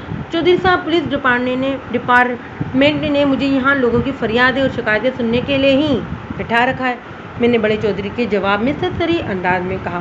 پھر چھوٹے چودھری کی طرف دیکھتے ہوئے ان الفاظ میں اضافہ کر دیا، بتائیں چھوٹے چودھری صاحب، آپ کو مجھ سے کیا شکایت ہے؟ میں آپ کی تشریح کرنے کا ذمہ دار ہوں۔ صرف 2 باتیں میرا دماغ خراب کر رہی ہیں ملک صاحب، سمیع اللہ نے جھنجھلاہٹ بھرے لہجے میں کہا۔ آپ نے مجھ سے 100 روپے والے کرنسی نوٹ کے 2 ٹکڑوں کا سرے سے ذکر ہی نہیں کیا اور ابا جی کو پوری کہانی سنا ڈالی۔ یہ تو ہے میری پہلی شکایت۔ آپ اس بات کا جواب دیں کہ آپ نے ایسا کیوں کیا، پھر میں آپ کو دوسری بات بتاتا ہوں۔ کہانی تو وہی ہے جو تم نے اپنے ابا جی سے سنی ہے، میں نے مذکورہ کرنسی نوٹوں کے دونوں ٹکڑے اس کے سامنے رکھتے ہوئے سپاٹ آواز میں کہا۔ آپ کے ابا جی کا کہنا یہ ہے کہ ان دونوں نے خونی وارداتوں کے پیچھے یوسی کانا یا اس کی طرز پر کام کرنے والے کسی جرائم پیشہ خدا کا ہاتھ ہے۔ مجھے بتاؤ اب آپ اس بارے میں کیا سوچتے ہو؟ میں کانا یوسی کے بارے میں کچھ نہیں جانتا، وہ بے بسی سے بولا، اس لیے اپنے خیالات کا اظہار نہیں کر سکتا۔ ٹھیک ہو گیا، اس میں پریشانی والی کوئی بات نہیں، میں نے معطل انداز میں کہا۔ میں جانتا تھا کہ یوسی کانا کے موضوع پر آپ سے بات کرنے سے کچھ حاصل نہیں ہوگا، چنانچہ میں نے اس کا ذکر ضروری نہیں جانا۔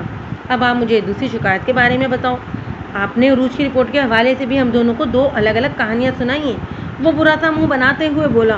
ابا جی کو آپ نے بتایا کہ عروج بانجھ تھی اور مجھ سے کہا کہ وہ میرے بچے کی ماں بننے والی تھی، یہ تضاد کیوں جناب؟ یاد کریں، یہ بات تو عروج نے اپنی موت سے 2-3 دن پہلے آپ کو بتائی تھی کہ وہ آپ کے بچے کی ماں بننے والی تھی، میں نے ٹھہرے ہوئے لہجے میں کہا۔ میں نے تو عروج کی رپورٹ کا ذکر کرتے ہوئے کہا تھا کہ اس رپورٹ کے مطابق وہ حاملہ تھی، میں نے ایسا کچھ نہیں کہا کہ اس کے پیٹ میں آپ کا بچہ ہے۔ ہاں آپ ٹھیک کہہ رہے ہیں، وہ گڑبڑائے ہوئے لہجے میں بولا، مگر الفاظ کے ہیر پیر سے کیا فرق پڑتا ہے؟ اگر عروج امید سے ہے تو ظاہر ہے اس کی کوکھ میں میرا ہی بچہ تھا۔ الفاظ کے ہیر پیر سے جو فرق پڑتا ہے اسے سن کر تمہارا دماغ پھر جائے گا چودھری جی، میں نے آپ جناب کو بلائے طاق رکھتے ہوئے کرخت لہجے میں کہا۔ کیا مطلب ہے آپ کا؟ مطلب یہ کہ عروج کے بدن میں تمہارا بچہ پروان چڑھ رہا ہوتا تو وہ اپنی موت سے 3 ماہ پہلے تمہیں باپ بننے کی خوشخبری سنا چکی ہوتی، میں نے ایک لفظ پر زور دیتے ہوئے کہا۔ پوسٹ مارٹم اور لیبارٹری ٹیسٹ کی رپورٹ سے پتہ چلتا ہے کہ موت کے وقت عروج 3 ماہ کی حاملہ تھی، میں نے ڈرامائی انداز میں توقف کیا، پھر بڑے چودھری کی طرف دیکھتے ہوئے ان الفاظ میں اضافہ کر دیا۔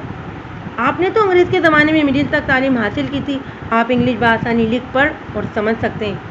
اگر آپ لوگوں کو میری بات کا یقین نہیں تو اپنی آنکھوں سے دیکھ لیں۔ بات کے اختتام پر میں نے رپورٹس اپنی میز کے دراز میں سے نکال کر ان کی جانب بڑھا دی۔ چھوٹے چودھری حفیظ اللہ نے بغور ان رپورٹس کا مطالعہ کیا، پھر اپنے اکلوتے بیٹے کی طرف دیکھتے ہوئے کہا، سمیع اللہ، ملک صاحب بالکل ٹھیک کہہ رہے ہیں، آپ نے ہم دونوں باپ بیٹے سے کیوں جھوٹ بولا؟ ملک صاحب، چھوٹے چودھری نے ٹوٹے ہوئے لہجے میں دوبارہ پوچھا۔ حقیقت تک رسائی حاصل کرنے کے لیے اور تم دونوں کے منہ سے سچ اگلوانے کے لیے میں نے یہ جھوٹ کا سہارا لیا۔ اس امر میں کوئی شک نہیں کہ آپ دونوں میں سے کوئی ایک ان خون ریز واقعات کے راز سے واقف ہے، اور یہ بھی ممکن ہے کہ آپ دونوں ہی اس معاملے کے رازدار ہوں، لیکن اس بات کو اچھی طرح ذہن نشین کر لیں کہ یہ بھید اب بھید نہیں رہا۔ آپ قانون سے تعاون کرتے ہوئے مجھے سب کچھ سچ سچ بتا دیں گے تو آپ سب کے لیے آسانی ہو جائے گی۔ ملک صاحب سمیع اللہ نے اضراری لہجے میں کہا، میں بڑی سے بڑی قسم کھا کر آپ کو یقین دلانے کے لیے تیار ہوں کہ میں اس معاملے میں کچھ نہیں جانتا۔ تمہارے قسم کھانے سے یہ مسئلہ حل نہیں ہوگا سمیع اللہ، میں نے فوراً کہا۔ مجھے میرے سوال کا جواب چاہیے اور وہ بھی ابھی کے ابھی۔ ملک صاحب میں آپ سے تنہائی میں بات کرنا چاہتا ہوں، چودھری رفیع اللہ نے گمبھیر آواز میں کہا، پھر اپنے بیٹے کی طرف دیکھتے ہوئے کہا، سمیع اللہ تم تھوڑی دیر کے لیے باہر جاؤ۔ سمیع اللہ الجھن زدہ انداز میں اٹھا اور چپ چاپ میرے کمرے سے باہر نکل گیا۔ ملک صاحب، چودھری رفیع اللہ آگے کو جھک کر گمبھیر آواز میں بولا، ہم عزت دار اور غیرت مند لوگ ہیں، یہ کیسے ممکن تھا کہ پرایا خون اونچی حویلی کا اخلوتا وارث قرار پائے؟ لہٰذا مجھے جو ٹھیک لگا وہ میں نے کیا، بلکہ میں نے کروایا۔ اس معاملے میں سمیع اللہ کا کچھ لینا دینا نہیں ہے، اس لیے میں نے اس کے سامنے بات نہیں کی۔ آپ سمجھدار انسان ہیں، اس بکیڑے کو ہم دونوں مل کر سمیٹ سکتے ہیں۔ میں آپ کی ہر شرط اور مطالبہ ماننے کو تیار ہوں، بس آپ حکم کریں۔ میں ایک گہری اور آسودہ سانس لے کر رہ گیا۔